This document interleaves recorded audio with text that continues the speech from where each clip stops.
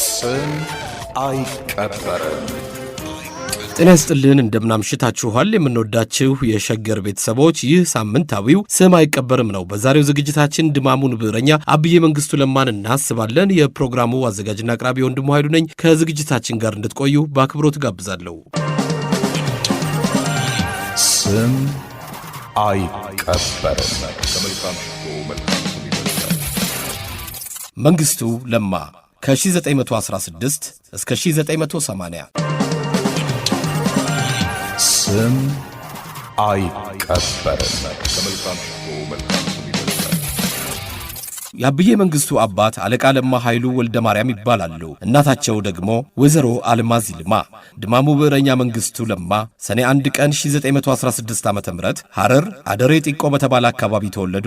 አባታቸው ታዋቂ የቤተ ክርስቲያን ሊቅ የነበሩ ሲሆን በመጀመሪያ ላይ የመንግስቱን የአስኳላ ትምህርት ባይወዱላቸውም ጣሊያኖቹ ልጁን የማያስተምር ሰውን ሁሉ ይቀጡ ስለነበር ለማስተማር ተገደዋል። ቆይቶ ግን እርሳቸው አዲስ አበባ በቀዳማዊ ኃይለ ሥላሴ ትእዛዝ ተቀይረው መጥተው መንግስቱ ለማ የኮተቤ ተማሪ ሲሆኑና የትምህርት ውጤታቸው ማስደሳች ሲሆን የቀድሞ አቋማቸውን ሳያላሉት አልቀረም። ስለሆነም በጣሊያን ወረራ ዋዜማ በሐረር ሀደሬ ጢቆ መካነ ሥላሴ ተወልደው ከቆሎ ተማሪነት አንስተው የለንደን ስኩል ኦፍ ኢኮኖሚክስ ደቀ መዝሙርነት እስከመሆን በቅተው የቅኔ ቤት ሊቅነት ሳይበቃቸው ከአማርኛ ስነ ጽሑፍ ቀደምቶች መካከል ለመቆጠር የበቁ ኢትዮጵያ ካፈራቻቸው ድንቅ ገጣሚያን ጸሐፊ ተውኔቶች አንዱ ናቸው አብዬ መንግስቱ ለማ።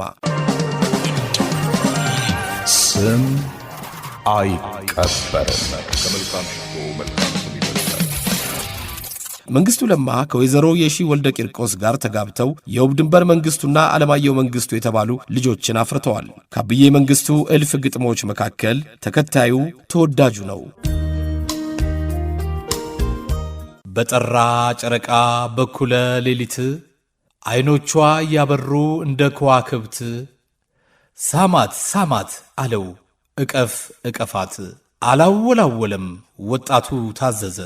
ወገቧን አንገቷን በእጅና እጁ ያዘ። ከንፈሩ በመራር ወዳፏ ተጠጋ።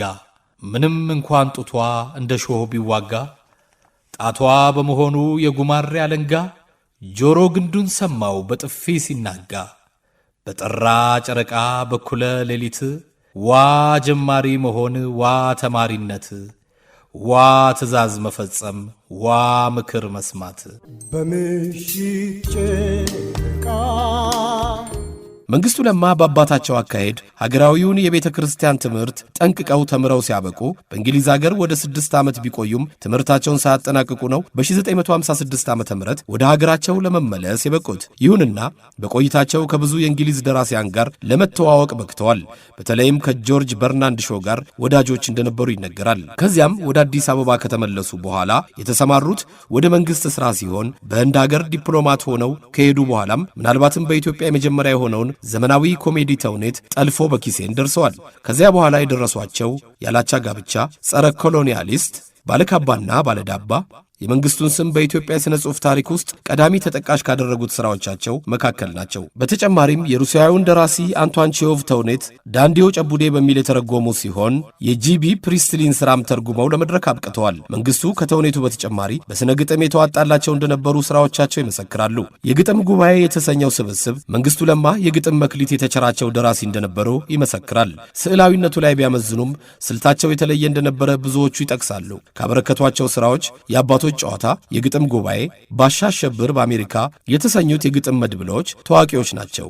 እንደ ምስክርነትም በ1961 ዓ.ም የቀዳማዊ ኃይለ ሥላሴ የሥነ ጽሑፍ ሽልማት ተሸላሚ፣ በ1962 ዓ.ም ከካሊፎርኒያ ዩኒቨርሲቲ የአፍሪካ ሥነ ጽሑፍ ተሸላሚም ነበሩ። መንግስቱ ለማ ደራሲም ብቻ አልነበሩም። በተማሪዎቻቸው የተወደዱ መምህር፣ በሳል ተመራማሪ፣ ለባህላቸውና ለቋንቋቸው ሙት የነበሩ ከኢትዮጵያ ብርቅዬዎች አንዱ ናቸው። በተለያዩ መስሪያ ቤቶችም እየተሸለሙ በሚገባ ሰርተዋል።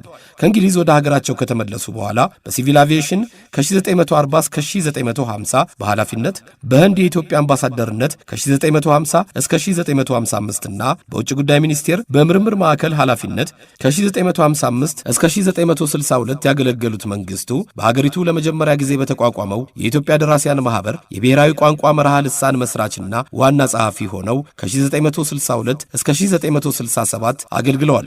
የብሔራዊ ቋንቋ አካዳሚ ዋና ጸሐፊ በመሆን ደግሞ ከ1967 እስከ 1971 ሰርተዋል። ከ1971 ዓ.ም ጀምሮ እስከ ለተሞታቸው በአዲስ አበባ ዩኒቨርሲቲ በቲያትር መምህርነት በማገልገል በአጠቃላይ በኢትዮጵያ ዘመናዊ ስነ ጽሑፍ እድገት በአማርኛ ስነ ግጥም ቅኔና በቲያትር ድርሰት ተዋናይነት በተመራማሪነትና በመምህርነት ግንባር ቀደም በነበሩ ኢትዮጵያዊ ባህሎችና በውጭ ዓለም አዳዲስ ሐሳብ ውህደት ስርዓት የኢትዮጵያን ስነ ጽሑፍ ህዋ በብዕር ቀለም አድምቀውታል። አዳዲስ የቲያትር ጥበባት ባለሙያዎችንም አፍርተዋል።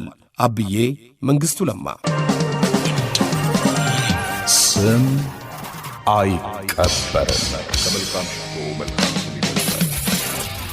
አድማጮች ከናንተ ሬዲዮ ሸገር ስም አይቀበርምን እያዳመጣችሁ ነው። አሁን የአብዬ መንግስቱ ለማ ተማሪ የነበረው ሁለገቡ የጥበብ ሰው ኃይሉ ጸጋዬ ስለርሳቸው ያጫወተኝን እዚህ ጋር ታዳምጣላችሁ። አመሰግናለሁ ሁለገቡ የጥበብ ሰው፣ በጣም አመሰግናለሁ ኃይሉ ጸጋዬና ምንም ችግር የለም ወንድዬ። ይህ ስም አይቀበርም የተሰኘ ሳምንታዊ ፕሮግራማችን ነው። በዛሬው ዝግጅት አብዬ መንግስቱ ለማን ያሰብን ነውና እሳቸው መምህራችሁ ነበሩ በአንድ ወቅትና ያን የተገናኛችሁበትን ዘመን እሳቸውን ደግሞ የማስተማር ጥበብ ብታጫውተን።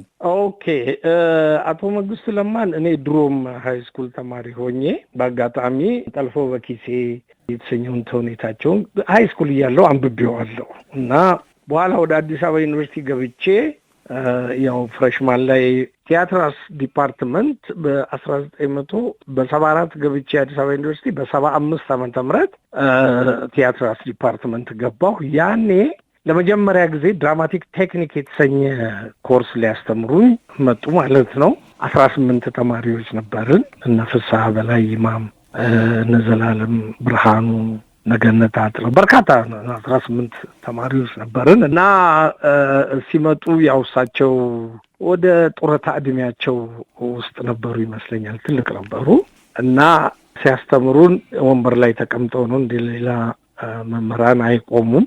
ወንበር ላይ ተቀምጠው ጠረጴዛ ደገፍ ብለው ቦርሳ አለቻቸው፣ እሷን አውጥተው ከዛ ውስጥ ማስታወሻዎቻቸውን ደግሞ ማስታወሻ የሚይዙባቸውን ደብተሮችና ወረቀቶች አውጥተው ነው የሚያስተምሩት። ትራዲሽናል መንገድ ነው የሚያስተምሩበት መንገድ። እንዴት ነው መሰለ? ለምሳሌ 50 ደቂቃ ከሆነ ወይ 1 ሰዓት ከሆነ ክላሱ ለ50 ደቂቃ ያህል እሳቸው ያስተምራሉ። ከዛ በቀሪው 10 ደቂቃ ጥያቄ ማቅረብ ትችላለህ እና ጥያቄ ከክፍል ውጪ መጠየቅ አይፈቅዱም። ተማሪ ከክፍል ውጪ እንዲጠይቃቸው አይፈቅዱም። ያ ተማሪ ንፉግ ተማሪ ነው የሚመስላቸው ወይም ሾካካ ተማሪ ነው የሚመስላቸው። ጥያቄ ክፍል ውስጥ ነው የምትጠይቀው። አንተ ጥያቄ ካለ ከአንተ ጥያቄ ሌላውም ተማሪ እንዲማር በማለት ነው። እንግዲህ አቶ መንግስቱ ብዙ በጣም በርካታ የማስተማሪያ መንገዶች አሏቸው። አንዱ ሂውመር ነው።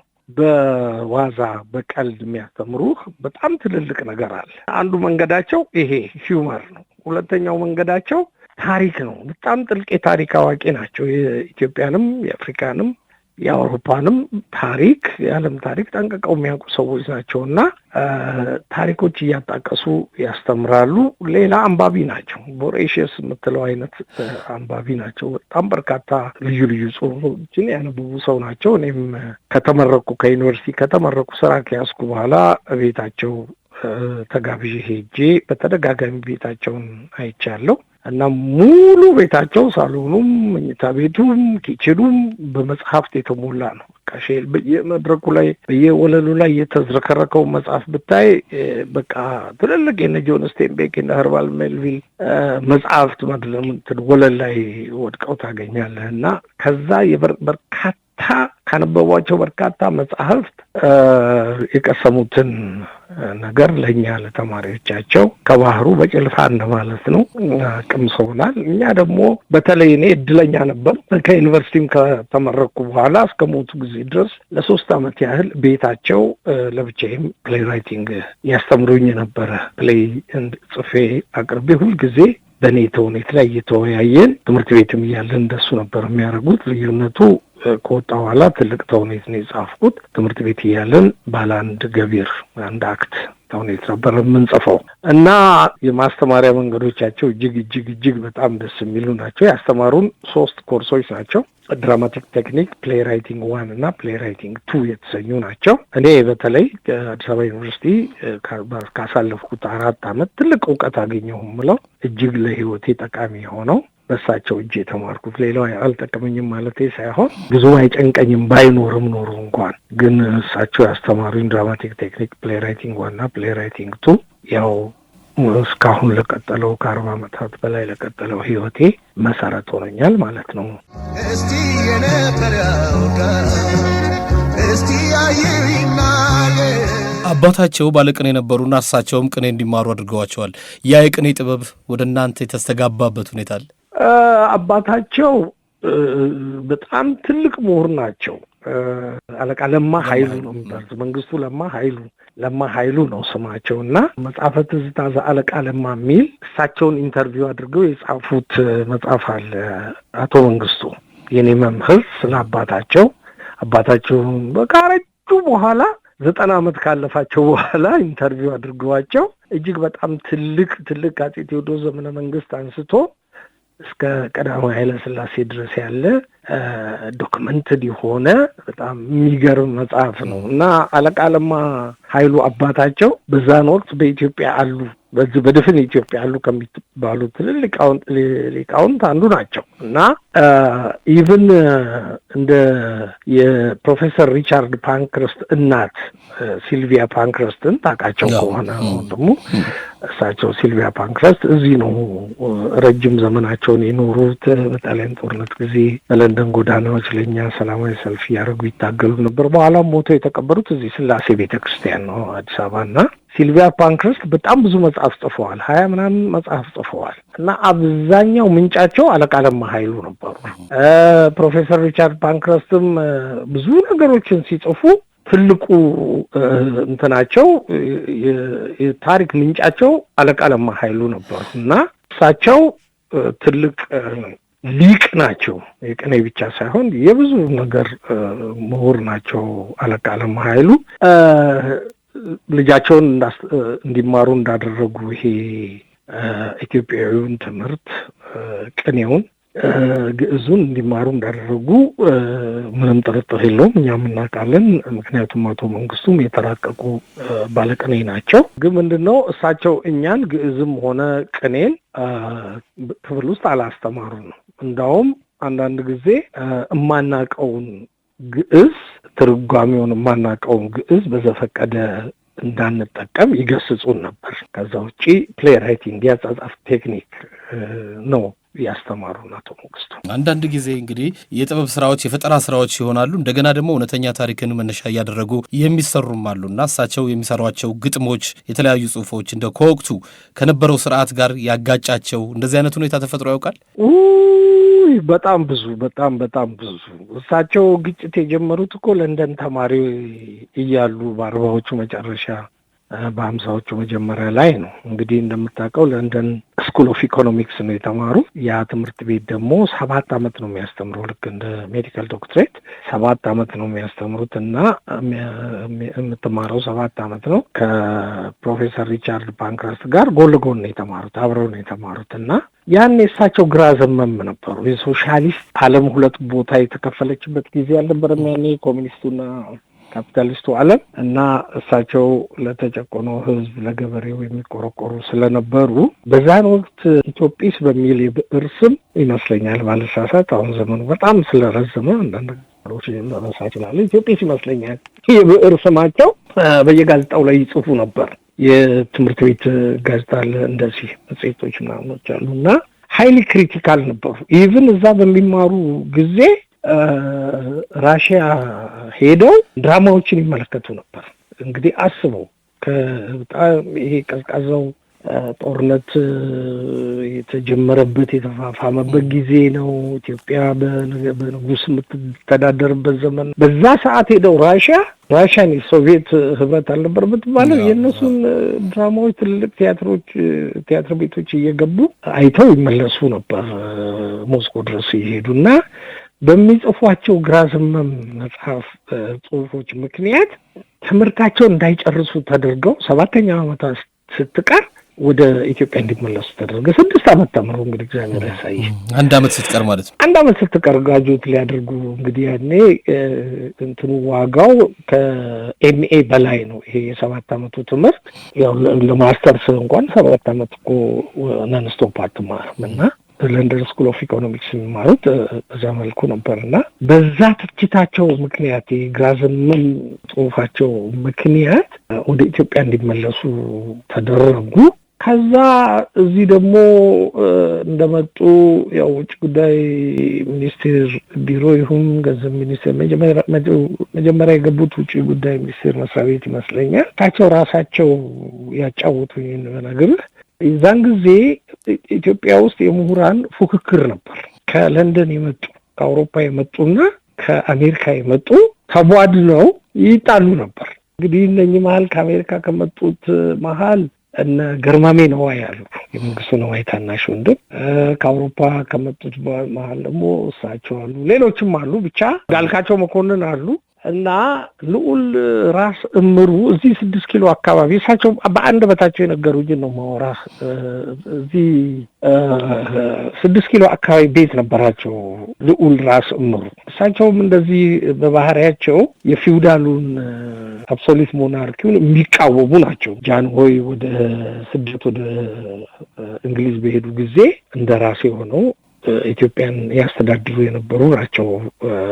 ልዑል ራስ እምሩ ወለጋ ውስጥ ይሁን ሉባብ ውስጥ ይሁን አሁን ጠፋኝና አልኩ 45 ዓመት ካነበብኩት ተማርከው ተወስደዋል። እንደውም ጸሐፊያቸው ክቡር ልጅ ሐዲስ ዓለማየሁ ደራሲ ሐዲስ ዓለማየሁ ነበሩ የልዑል ራስ እምሩ እና ሐዲስ ዓለማየሁም ከእሳቸው ጋር ተማርከው እኮ ጣሊያን ደሴት ላይ ረዘም ያለ ዓመታት ታስረዋል። ኢቭን እኛ ጣሊያንን ካባረርን በኋላ ሁሉ ታስረው እዛ ቆይተው ነበር ሁለቱም ሐዲስ ዓለማየሁም ራስ እምሩ እና ከነጻነት በኋላ ራስ እምሩ ህንድን ተሹመው እሳቸውም እንደዚሁ በጣም ሌፍቲስት ስለነበሩ እንዳልኩ የፊውዳሉ መንግስት አይመቻቸው ስለነበረ በርካታ መሬታቸውን ለጭሰኞቻቸው ሰጥተው በትንሽ መሬት ነበር የሚተዳደሩትና ያው ጃንሆይ የእሳቸው አካሄድ ስለሚያስፈራቸው አነሱና አምባሳደር አድርገው ህንድ ሰደዷቸው ልዑል ራስ እምሩ። ከዛ እሳቸው ደግሞ እዚህ ወጣቶቹ ሲጨቃጨቁ ሲከራከሩ ስላዩ ለምን ነው ቤት 6 ኪሎ እየሄዳችሁ አትከራከሩም አትወያዩም ብለው ቤት ሰጧቸዋል። ወጣቶቹ ምሁራን መንግስቱ ለማ እንዳልካቸው መኮንን እና ገርማሜ ነዋይ እና ሌሎቹ ነው። እሺ ብለው እዛ እየተገናኘን ስንጨቃጨቃሉ አንድ ቀን ውስኪ ያለመጠን ጠጣን አሉ እኛ መንግስቱ ሲያወሩ ማለት ነው። ከዛ ጠብ ተፈጠረ፣ ሽመል ተማዘዝን አሉ።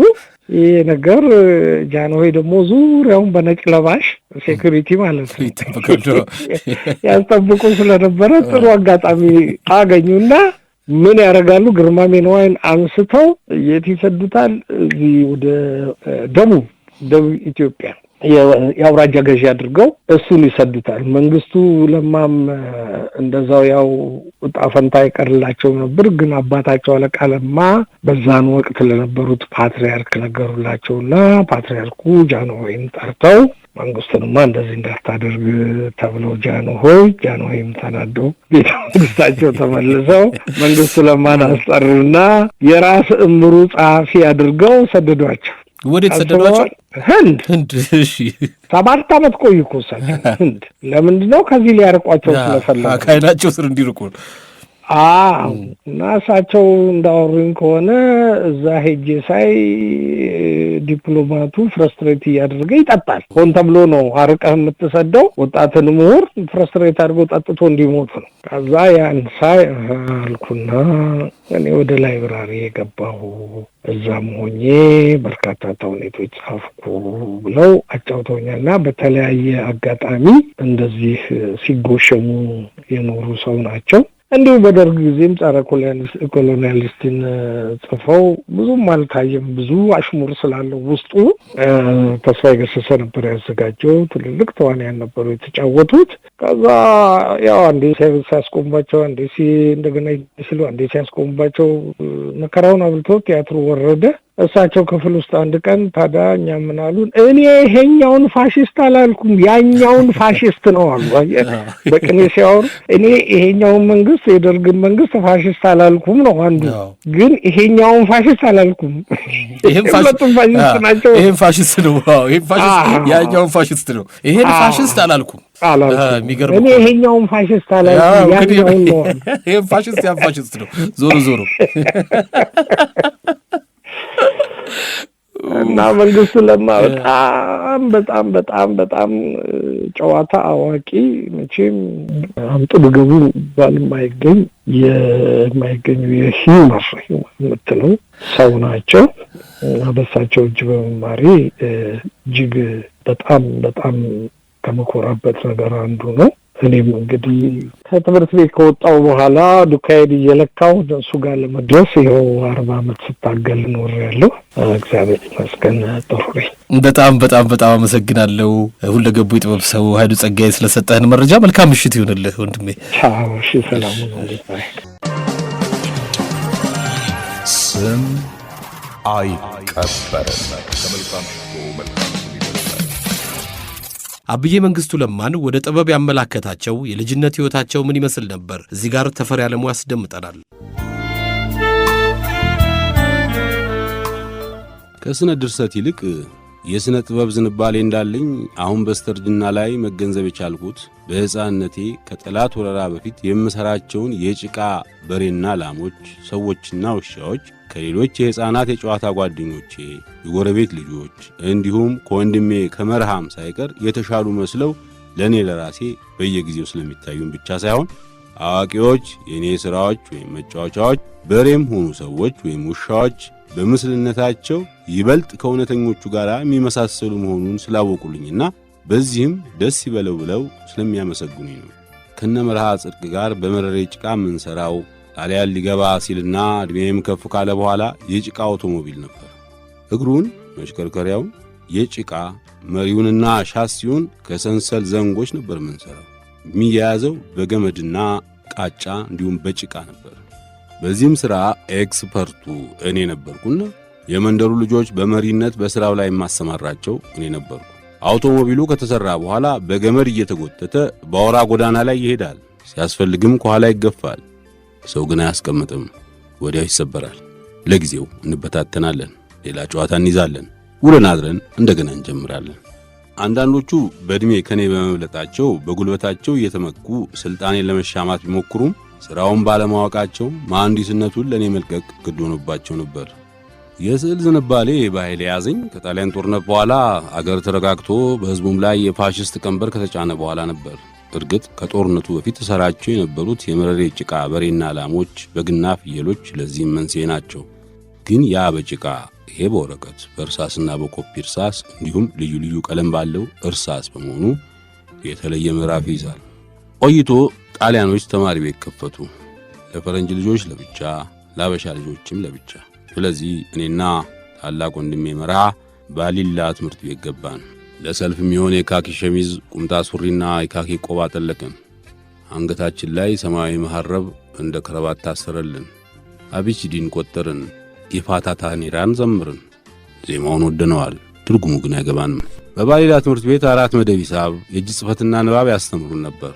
ስዕልም በዚያው በደረጃው ያስተምሩን ነበር። ዋናው ነገር እዚህ ላይ ነው። እርሳስ እንደ ልብ ነው፣ ወረቀቱ እንደ ልብ ነው። ኢጣሊያንኛ የምንማርበት መጽሐፍ ቴክስት ቡክ በውስጡ በልዩ ልዩ ቀለም ያጌጡ ስዕሎች ነበሩበት። የስዕል ዝንባሌ በዚያን ጊዜ ነው ያየን። በክፍል ውስጥ የስዕል ትምህርት ሲያስተምሩን እስላለሁ። ከክፍል ውጪ መሬት አሸዋ ላይ እስላለሁ።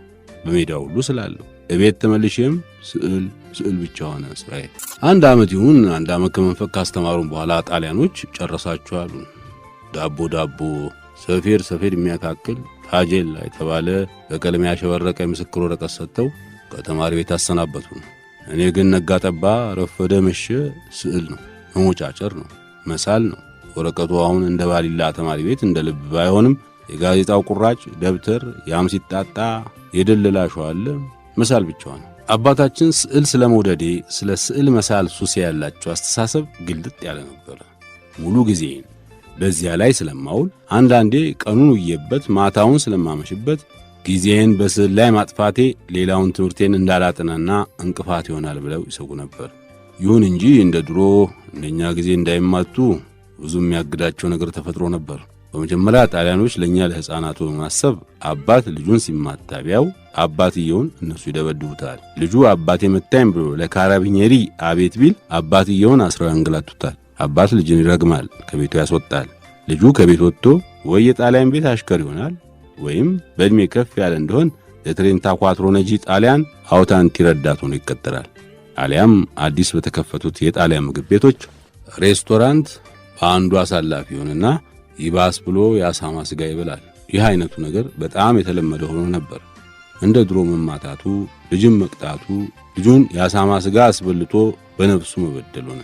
እኔን ከሕፃንነቴ ጀምሮ ቀጥተው ያሳደጉኝን የመጨረሻውን ልጃቸውን ከተቆራኘኝ የስዕል መሳል ልክፍት ለማላቀቅ ሲሉ ባርጩሜ ለመጠቀም አልሞከሩም። ስዕል ስሞጫጭር ሲያዩኝ በመቆጣትና ከዘራቸውን አንስተው በማስፈራራት ብቻ ድምጥማጤን ያጠፉ ነበር። እናቴ ምን አለበት ተውት ይስራ፣ እንደ ሌሎቹ ገበጣ ከመጫወትና ኳስ ጨዋታ ብሎ ሲራገጡ ከመዋል ይሻላል ስትላቸው ትምህርቱን ያዘናገዋል፣ የቃል ጥናቱን ያስረሳዋል ይሉ ነበር አባታችን።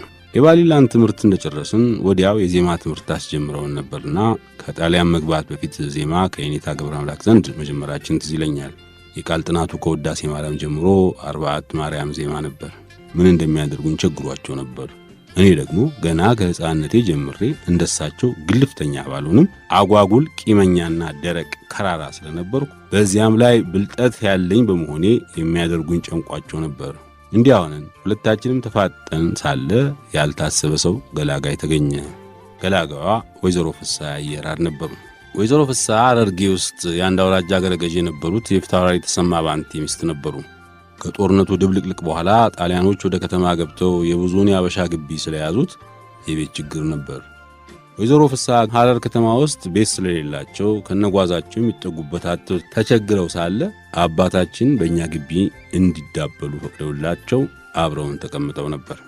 በመኳንንት ዘርነታቸው የተለየ ከበሬታ ያሳዩአቸዋል። በየሌሊቱ ትርጓሜውን ከመጀመራቸው በፊት አሽከር ልከው ያስቀሰቅሷቸውና እስኪመጡ ድረስ ከበስማም ጀምረው ጸሎተ ሃይማኖት ይዘው ሌላ ጸሎት ሲደግሙ ይቆዩና ወይዘሮ ፍስሐ ሲገቡና ሲቀመጡ የውዳሴ ማርያም ትርጓሜያቸውን ይጀምሩ ነበር። በዚህ ወደዋቸው አባታችን ውዳሴ ማርያሙን የሚያሄዱት እንደወትሮ መኝታ ቤት ሳይሆን በልፍኝ ሆነ። ወይዘሮ ፍስሐ በአባታችን ዘንድ ቃላቸው ተሰሚነት ነበረው። ልሸምግል ቢሉም እንደ እናታችንና እንደ አያታችን አይወቀሱም፣ አይገሰጹም። ስዕል በመሳል የተነሳ በማጠፋው ጊዜ ምክንያት በእኔና በአባታችን መካከል ያለውንም የማያቋርጥ ጦርነት በሩቅ ያስተውሉ ነበር። ግን እንግዳ ስለሆኑና አባታችንንም በጣም ስለሚያከብሩ በአባትና ልጅ መካከል ሊገቡ ስላልፈለጉ ብዙ ጊዜ የእሳቸውን ማባረርና የኔም መባረር እያዩ ዝም ይሉ ነበር። ስዕሌን ግን በድብቅም ቢሆን አስመጥተው ይመለከቱ ነበር። በዚህ ሁኔታ ጥቂት ቆይተው አንድ ቀን ለገበያ ወደ አደሬ ግንብ ሲወርዱ የገዛ አሽከራቸውን ትተው እኔን ተከተለኝ ብለው በእግራችን አብረን ወረድን። ራሳቸው የሚገዙትን ከገዙ በኋላ ለእኔ ስዕል መሳያ ወረቀት፣ ደረቅ እርሳስ፣ ከዚያ ሁሉ የበለጠውን ደግሞ ከዚያ በፊት ከባሊላ ተማሪ ቤት ወዲህ እጄ ገብቶ የማያውቀውን አንድ ፓኬት 12ቱን ቀለማት የያዘ የቀለም እርሳስ ገዝተው ሰጡኝ። ይህም ማድረጋቸው በጣም ገረመኝ፣ ደስታዬ ወሰን አጣ። አባቴ ስዕል በመስራቴ እንዲያ ሲያሳድዱኝ እኔም በሰማዕትነት የስዕል ሥራዬን አልተውም አልክድም ብዬ ስታገል እያዩ ይህን ታላቅ ስጦታ ለእኔ መስጠታቸው ሚስጥሩ ምን እንደሆነ አልገባህም አለኝ። ወዲያው ግን ከገበያ ስንመለስ በመንገድ ላይ ሐሳባቸውን አስረዱኝ። ልጅ አባቱን ማክበር፣ ከአባቱ ፈቃድ መውጣት እንደሌለበት፣ አባቱ አድርግ የሚለውን ማድረግ፣ አታድርግ የሚለውን አለማድረግ እንዳለበት በሚገባኝ ቋንቋ ካስረዱኝ በኋላ ከአባቴ ፈቃድ አለመውጣት ግዴታ እንዳለብኝ ነገሩኝ። ስዕሉን ግን ተወየምልህ አይምሰልህ አሉ። አባትህ ስስል ባገኙ ቁጥር ሊያስጥሉህ በመቋሚያ የሚያባርሩህ ትምህርትን እንዳይታጎል ላንተው ብለው ነው። ስለዚህ አንተም ቀኑን ሁሉ ስዕልን ስስል ከመዋል ጠዋት ከ1 ሰዓት እስከ 2 ሰዓት፣ ከምሳ በኋላ ከ7 እስከ 8፣ ማታ ከ11 ሰዓት እስከ 12 ሰዓት ብትስል በቀን 3 ይበቃሃል። በዚህ ላይ ቅዳሜና እሑድ ቀኑን ሙሉ ሌላ ጨዋታ ካላማረህ እንደ ልብስ ስስል መዋል ትችላለህ አሉኝ። በዚህ ትስማማለህ ብለው ጠየቁኝ። አባቴ አይስማሙም እንጂ እኔ እስማማለሁ አልኳቸው። ለአባትህ እኔ እነግርልሃል፣ ለጊዜው ግን ይህን የገዛውልን የስዕል ዕቃ ለሰው እንዳታሳይ፣ ይህንና ያንተ ምስጢር ነው አሉ። ወይዘሮ ፍስሐን በጣም ወደድኳቸው። በነጋታው ወይዘሮ ፍስሐና አባታችን አንድነት ካሉበት ከአባታችን እልፍኝ ተጠርቼ ገባሁ። የገዛሁለትን ዕቃ አባቱ እንዲያውለት ብዬ ነው አሉ ወይዘሮዋ።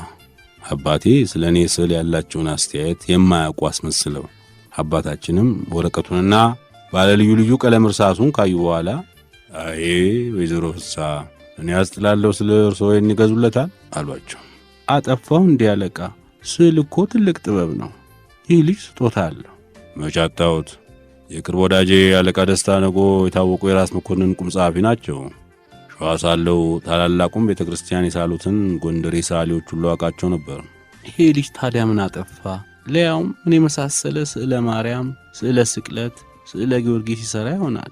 በልጅነቱ ስዕል ጀምሮ ሌላውስ ትምህርት፣ ዜማውስ፣ ቅኔውስ፣ መጣፉስ ለዚህ ሁሉ ጊዜ ከየት ያገኝለታል? ለጊዜው እንደሆነ አስቡ። እኔና እሱ ተስማምተናል። በቀን 3 ሰዓት ብቻ እንዲስል፣ ጠዋት፣ ከሰዓት ወደ ማታ አንዳንድ ሰዓት። ከዚያ ውጪ እርሶና አስተማሪው ሊቀጠበብ ገምራ አምላክ የሚሉትን እንዲማር፣ አጥና የሚሉትን እንዲያጠና። እርሶ በዚህ ቢስማሙ ነገሩ በዚህ ያበቃል። አባታችን ወዲያው አልስማማ ብለው እያቅማሙ አስቸገሩ። እንደሳቸው ስዕሉን እርግፍ አድርጌ ብተው ነበር የሚፈቅዱ።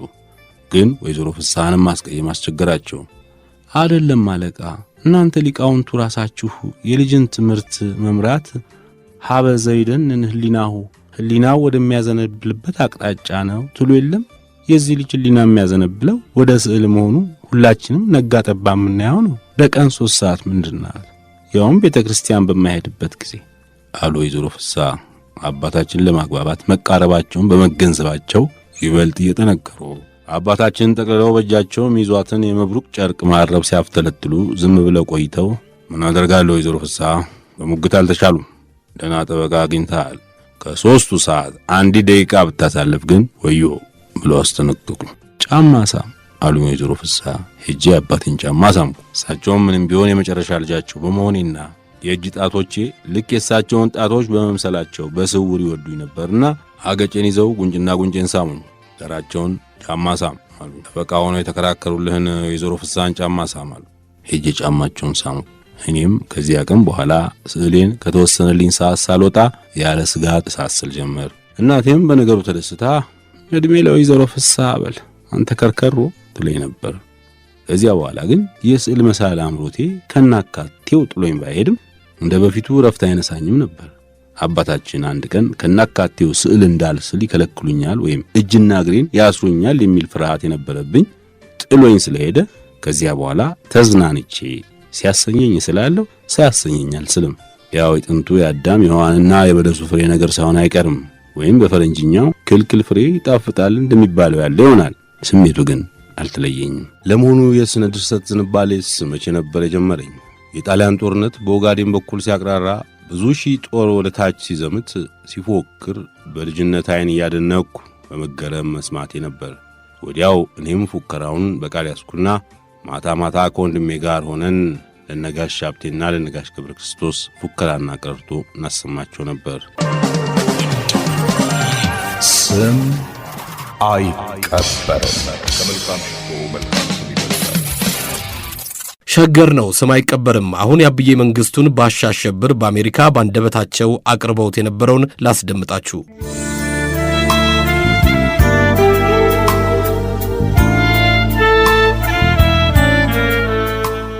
ከዚህ የሚቀጥለው የማህበራዊ ኑሮን ጉዳይ የሚመለከት በዘመናችን ያለውን በእኛ ሀገርም ብቻ ሳይሆን በውጭም ያለውን የኢንተርናሽናል ፕሮብሌም ጉዳይ የሚመለከት ነው። አርስቱ ባሻ አሸብር በአሜሪካ፣ ተናጋሪ ባሻ አሸብር ናቸው።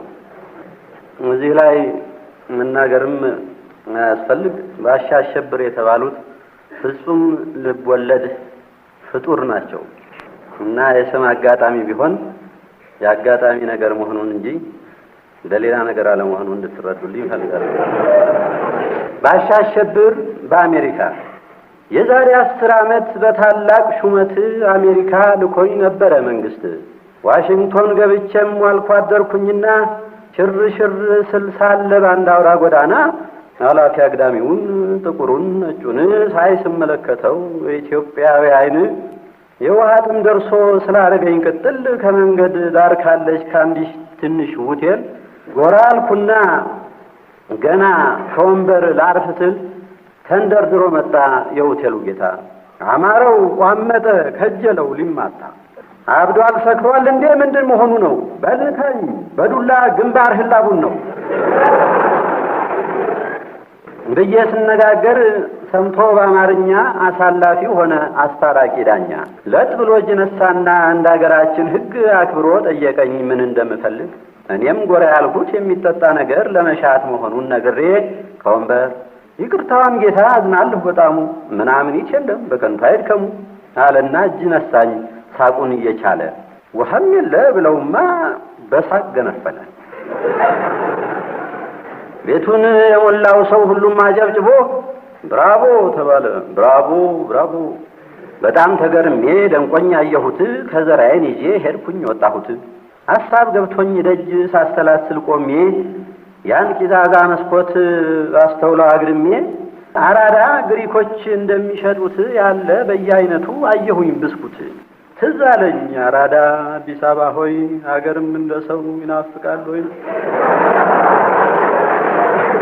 አጎመጀኝ በሉ ሳይርበኝ ጠግቤ አስተውለው ጀመረ መስኮቱን ቀርቤ። የምገዛውንም በልቤ ቆጥሬ ዳግም ልገባ ስል በስተበሩ ዞሬ ዞር ብያለሁ የሆቴሉ ጌታ ወገቡን በእጁ ይዞ እንደሚል እስክስታ ተኩሮ ያኛል ወደ እኔም ተጠጋ። ስንት ነው ወዳጄ አንዱ ብስኩት ዋጋ? የያዘው አባዜ ብሎ ታላናግር አይኑ ደም ለበሰ ይጉረጠጠር ጀመር። ዓለም ሁሉ ያውቃል መሆኔን ታጋሽ ትዕግስቴ አሁን አልቋል ጥፋ ብረር ሽሽ አገጭህም በቦክስ አሁን ሳላፈርሰው ይህ ጎረጥ አይንህን እዚህ ሳላፈሰው ከሱቄ መግባት አንሶ አሁንስ መስኮቴ ፊት ደሞ ልትል ከሰከስ ገበያ አላገኝም ማሚላዮችም አንተን ከዚህ ካዩ ዳግመኛ አይመጡም። ስራ እኮ ነው አይገባህም እንዴ ወግድ አትገተር ይቋረጣል ንግዴ። ይህንን እንዳለ ቁጣው ጠና ጋለ አገጭና ጉንጨም በቡጢ ነገለ። በቦክስ አይለኝም መልሶ እስኪሸረፍ ድረስ እርሴ በደምርሶ ጀለጥ አደረኩት በያዝኩት ከዘራ። ግና አልጠቀመውም ዘበኛ ተጣራ። ፖሊስ ቢሮ ሄድን እሱ ተለቀቀ። አሸብር ከልካይ ግን ወህኒ ማቀቀ።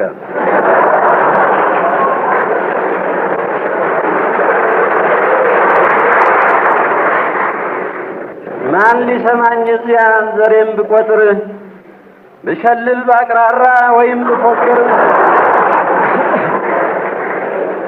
ዘሬቴ ላይ ያለው የአገሬ ባንዲራ ያምራል ተባለ እንጂ ከብሮም አልተፈራ።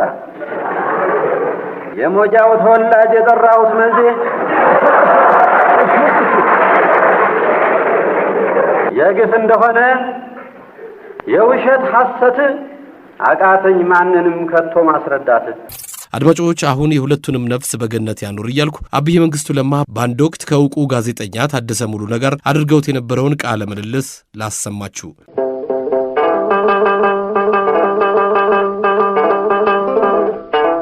በውልደት እዚሁ አዲስ አበባ ተወልጄ በእድገት ሐረር ነው ያደግኩት። ናዚያ የቤተ ክህነት ቤተሰብ ስለሆነ የተወለድኩበት ያው የቤተ ክህነትን ትምህርት ዳዊቱን ምናምኑን ዜማውን እንደዚህ ተብሎ ቅኔ ትምህርት ድረስ ተምሮ ያለሁኝ። ከዚያም ሐዲስን ከአባቴ ካለቃ ለማ እሱንም ተምሬያለሁ። እሳቸው የሐዲስ መምህር ስለነበሩ ከዚያ በኋላ ወደ ፈረንጁ ትምህርት የወጣት ደብተራ ከሆንኩ በኋላ ወደ ስንት ዓመት የሆነው ነበር? እድሜው ስንት? ያኔ ምናልባት 16 17 እንደዚህ ነበረ። ወጣት ደብተራ ነበርኩ። ከዚያ በኋላ ወደ ፈረንጁ ትምህርት ኤሌሜንታሪ ስኩል ገባ። እዚያው ሐረር ነው ሁሉ። ከዚያ በኋላ ደግሞ ሁለተኛ ደረጃ ትምህርት ቤት ያኔ አዲስ አበባ አንድ ብቻ ነበረ፣ እዚያ የኮተቤ የነበረው። ወደዚያ መጥቼ በፈተና ተወዳድሬ መግቢያ ፈተና ነበረ፣ በዚያ አልፌ ገብቻለሁ። እዚያም 3 ዓመት ያህል ከተማርኩ በኋላ የመልቀቂያው ለንደን ማትሪኩሌሽን የሚባል ፈተና ነበረ፣ እሱን አድርጌ ከዚያ በኋላ ለትምህርት ወደ ውጭ ሀገር ወደ እንግሊዝ ሀገር ሄጄ በለንደን ከተማ ለንደን ስኩል ኦፍ ኢኮኖሚክስ ኤንድ ፖለቲካል ሳይንስ በሚባለው በዚያ ይህንኑ ትምህርት ስከታተል ቆይቼ ያለሁኝ አንድ 7 ዓመት ያህል እንግሊዝ ሀገር አሳልፌያለሁ። ከኛ እንግዲህ ወደ ሀገሬ ተመልሼ ስራ ይዣለሁ።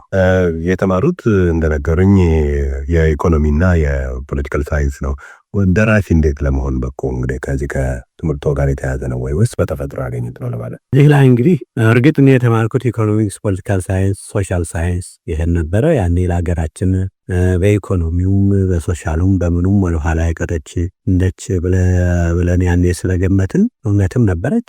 ለዚያ ምናልባት ለእድገቷ አስተዋጽኦ ለማድረግ ያስችለኝ ይሆናል ብዬ ነው ይህን የተማርኩት። ነገር ግን በድርሰቱ በኩል በእውነት እኔ ዩኒቨርሲቲ ውስጥ ገብቼ የእንግሊዝን ስነ ጽሁፍ ሌላውን ስነ ጽሁፍ ለመማር ያን ጊዜ ዝንባሌ አልነበረኝም። እርግጥ ፍቅሩ አለኝ፣ የስነ ጽሁፍ ፍቅርስ ነበረኝ። ይህ የመነጨው ከምንድን ነው ያልከኝ እንደሆነ ቅኔ ትምህርት ቤት በልጅነቴ አባቴ ስላስገቡኝ የእሳቸውን ፈቃድ ፈጽማለሁ ብዬ ነው የገባሁት። እዚያ ስገባ በግዕዝ ቅኔ ታላላቆቹ ጥንቶቹ ባለቅኔዎች የተቀኙትን የግድ በቃላችን ያስጠኑናል መምህራኖቹ። አሁንም ቢሆን በእውነት እንደዚህ ያለው ልማድ ቢስፋፋ ጥሩ ይመስለኛል። ጥሩ ቅኔ ሲኖር እሱን ወጣቶች ማንኛውም ሰው ቢሆን በቃሉ ቢይዘው ይሄ ጠቃሚ ነገር ነው። በቃላችን የነ ክፍለ ዮሐንስን የነ ራስ ወልደ ገብርኤልን እነኝህን የታወቁትን የነ ተዋናይን የነኝህን የሌሎቹም በሌላ ጊዜ የነበሩትንም የነኝህም ሁሉ በቃላችን ይዘናልና ከዚያ በኋላ በዚህ በቅኔ በግዕዝ ቅኔ ምክንያት እሱም በማጥናት ራሴም ደግሞ በመቀኘት ተቀልቻለሁኝ። በዚህ ሳቢያ የስነ ጽሁፍ ዝንባሬና ፍቅሬ የተቀሰቀሰ ይመስለኛል። እና እንግሊዝ ሀገር በነበርኩበት ጊዜ እርግጥ ይህንን ኢኮኖሚክስ ፖለቲካል ሳይንስ ምን ባጠናም በእውነት ያኔ መቼም ግዴታ ነው ለሀገር ሲባል የሚደረግ ነገር ነው ብዬ ነው እንጂ ራሱ ትምህርቱ የሆነ እንደሆነ ትንሽ እንዲህ ደረቅ እንዲህ ኩበት የሚል ነገር መስሎ ነበር በእውነት የሚታየኝ። እና ዝንባሌ እዚያ ሳለሁኝ ብዙ ቲያትር ተከፈተ በተባለ ጊዜ ሁሉ ያችሙ የተማሪ ሳንቲሜን ቋጥሬ አንዳንድ ቀንም ምሳም ይዘለል እንደሆነ ራትም ይዘለል እንደሆነ ያችን ብለን ቲያትር ቤት እገባለሁኝ። ደግሞ ሳመር ስኩል የሚባላል በእንግሊዝ ሀገር በበጋው እንግዲህ አሁን በእኛ በክረምቱ እንደምለው እነሱ በበጋው ትምህርት ቤት የዩኒቨርሲቲ ሲዘጋ ደግሞ በዚያ በበጋው ትምህርት ኮርስ አሁን እዚህም ዩኒቨርሲቲ እንደሚደረገው ለመንፈራድ ምናምን ይደረግ እንቁስ እንደዚያ ትምህርት ኮርስ ይሰጥ ነበር። በኦክስፎርድ ዩኒቨርሲቲ በኬምብሪጅ በሌላም ዩኒቨርሲቲ እየተፈራረቁ ይሄ ነበረ። እኔ ደግሞ ያኔ በዚህ በሳመር ኮርስ በእውነት የስነ ጽሁፍ ትምህርት እከታተል ነበር። በግል ፍላጎቴ ይሄ ስለነበረ እንዲህ ነበረ። ስነ ጽሁፉን አነብ ነበረ በብዙ። ራሴ ግን ጸሐፊ ሆናለሁ የሚል በእውነት ሐሳብ አልነበረኝ። ቅኔ ትምህርት ቤት አባቴን ለማስደሰት ነበር የገባሁት ብለዋል። ግን እርስዎ ፍላጎቱ አልነበረውም? ከገቡ በኋላ እንዴት አገኙት ማለት ነው? ምናልባት ሲገቡ ለመወሰን እድሜውም አይፈቅድ ይሆናል፣ ዓላማዎትም እንደሆነ ለማወቅ ይችላሉ። ምን ነበር ማለት እንግዲህ ያኔ ምንድነው ቅድም እንዳልኩት አባቴ ቤተ ክህነት ሰው ናቸው። በዘመኑ ከነበሩት ከታላላቆቹ ሊቃውንት አንዱ ናቸው። ይሄ ምንም አያከራክርም። በዚህም አዲስ አበባ እኮ የቀጨኔ መድኃኔዓለም አለቃ ነበሩ። እዚያ ነበሩ። የሐዲስ መምህር ናቸው፣ የቅኔ መምህር ናቸው፣ የሃይማኖት አበው መምህር ናቸው። በዚህ የጥንቱ ትምህርት ነው እና ልጆቻቸው ሁሉ ቅኔ እንዲማሩላቸው ይፈልጉ ነበር። ደግሞ የፈረንጁን ትምህርት ከኔ መቼም የመጨረሻ ልጃቸው ነው። የመጨረሻ ከኔ በኋላ የለም። ከንቱ መጨረሻ ነው። እንግዲህ ብዙ ነን፣ ወደ 9 ነበር። እኔ መጨረሻ 9ኛው እኔ ነኝ እንግዲህ። እና በእኔ ጊዜ እንግዲህ ይሄ የውጭው ሀገር ትምህርት ይሄ ዘመናዊ ትምህርት የሚባለው ፈረንጅ ቀመስ የሆነው ነገር ተስፋፍቶ ነበረ። በተለይ ጣሊያን ከወጣ በኋላ ነጻነት ከተመለሰ በኋላ እንደገና በእውነት በአዲስ ጉልበት እንደመጀመር ብሎ ነበረ። እና እኔ ወንድሞቼ ይላሉ እኛን አባታችን ፈረንጅ ትምህርት ቤት እንዳንገባ ከልክሎን ይኸውና ከውጭው ሀገር ትምህርት ታገደን ቀርተናል። አንተ ልጅ ስለሆንክ አሁን በቀጥታ እዚያ ግባ እና ይህንን ቅኔውም ምኑን የሚባለውን ነገር ይበቃሃል፣ ዳዊት ደግመሃል፣ ትንሽ ዜማ ዜመሃል፣ በቃ ብሎ ይነክሮኝ ነበረ። አባቴ ግን አይሆንም ቅኔ ካልተማርክ ብለው አስቸገሩ። ስለዚህ እንግዲህ በድሮ ጊዜ አስተሳሰብ ይሄ አክብር አባቴ የሚለው አለ አይደለም፣ የግዕዙ አነጋገር ተሳሪያ አባቴ ተቀየመ እንደሆነ እርግማኑም ቢሆን የረገመ እንደሆነ እንዲህ ያለ መንፈሳዊ ስሜት ስላለበት በዚህ መቼም እንትና እኔ እንኳን በእውነት በቀጥታ ወደዚሁ አዲስ እንግዲህ ፈሊጥ ወደ ሆነው ወደ ፋሽኑ ወደዚህ ወደ ፈረንጆ ትምህርት ቤት ልገባ ነበር የፈለኩት። አይሆንም አሉ። ገባሁኝ እዚያ። እንደ አጋጣሚም ደህና ነገሩ ተካሄደልኝ። በዚህ ምክንያት ነው የገባሁት። አይቀበርም። ከመልካም ሽቶ መልካም ስም ይበልጣል። ደራሲ መንግስቱ የመጀመሪያ እንደው ብዕርና ወረቀት ያገናኙበት ስራው ምን እንደሆነ ትዝ ይሎታል ለማለት? ይህም ከዚያው ከቅኔ ቤት ከወጣሁ በኋላ እንዳልኩት አንደኛ ደረጃ ትምህርት ቤት ገባሁኝ። እዚያ የተማሪ ቤቱ ዲሬክተር አንድ ትንሽ የፊደል መማሪያ መጽሐፍ አዘጋጅተው ነበር። በስቴንሲል አባስተው እንደዚህ ለወጣቶች የሚሆን ነገር ነበረ። ያንንም የጻፍኩት ምን ነበርኩ እንዲህ በሬውንም በጉንም ምንሆንም ምን ነበርኩ ምስለው ትንሽ ምሳ ስላለሁኝ ስዕልም ይችላል ስዕልም ትንሽ ወካክራለሁ። በሬ በግ ለመሳል ያህል ቤት ምንም አልላራ ወደፊት እስቲ አሁን ጅናው ከበድ እያለ ሲመጣ ወደ ሰዓሊነት ለመለስ ተስፋ አለኝ። የዚህን ያህል እኮ ምንም ታዲያ ያኔ ያችን ሰርቼላቸው እንትማንም ፊደሏንም ጽፌላቸዋለሁ። በስቴንሲል ተጽፎ እንግዲህ ተባስቶ ገና ለጀማሪ ህፃናት የሚሆን ነው እና መጨረሻ ላይ አንድ በስድ ንባብ ጽሁፍ ይጻፋሉ፣ አንድ ደግሞ ገልጽ የግጥም ይጻፋሉ። የስድ ንባቡን ከአስተማሪዎቻችን አንዱ ኢትዮጵያዊ አስተማሪ ጻፈ፣ ደህና ጥሩ ጻፈ። ግጥሙን ግን የሚደፍረው ጠፋ። አስተማሪዎች ሁሉ እኛ አይሆንም ባሉ ሁሉም እምቢ አሉ። በኋላ እኚህ ሰው ስዊድናዊ ናቸው። ሙሴ አንቶን ጆንሰን ይባላሉ። የተማሪ ቤቱ ዲሬክተር እሳቸው እኔን ያውቃሉ። የብዙ ጊዜ ኖሩ ናቸው። አማርኛ ደህና የሚናገሩ 30 ዓመት ያህል ኢትዮጵያ ያኖረበት። ታዲያ እሳቸው ሲያዩ ጊዜ እንዴ ይሄ መንግስቱ ለማ አለ አይደለም ያለቃ ለማ ነች እሱ መቼም ቅኔ ሳይማር አይቀርም እሱን አላዘውም ወይ ብለው ያስባሉ። ይጠሩና በል አንተ ቅኔ ቤት ገብተህ የለም ወይ አሉኝ። አዎ ገብቻለሁ። ከዚያ ነው እንዲሁ አሁን እኮ ደብተራ ነኝ፣ ወጣት ደብተራ ሆነም ደብተራ ነኝ። ኢማጂን ነበሩ ማለት ትንሽም ደሞዝ አለችኝ። እኔ ያኔ ሁለተኛ ክፍል ያለውም ክፍል 4 ክፍል ብቻ ነበር። ሁለተኛ ነበርኩኝ።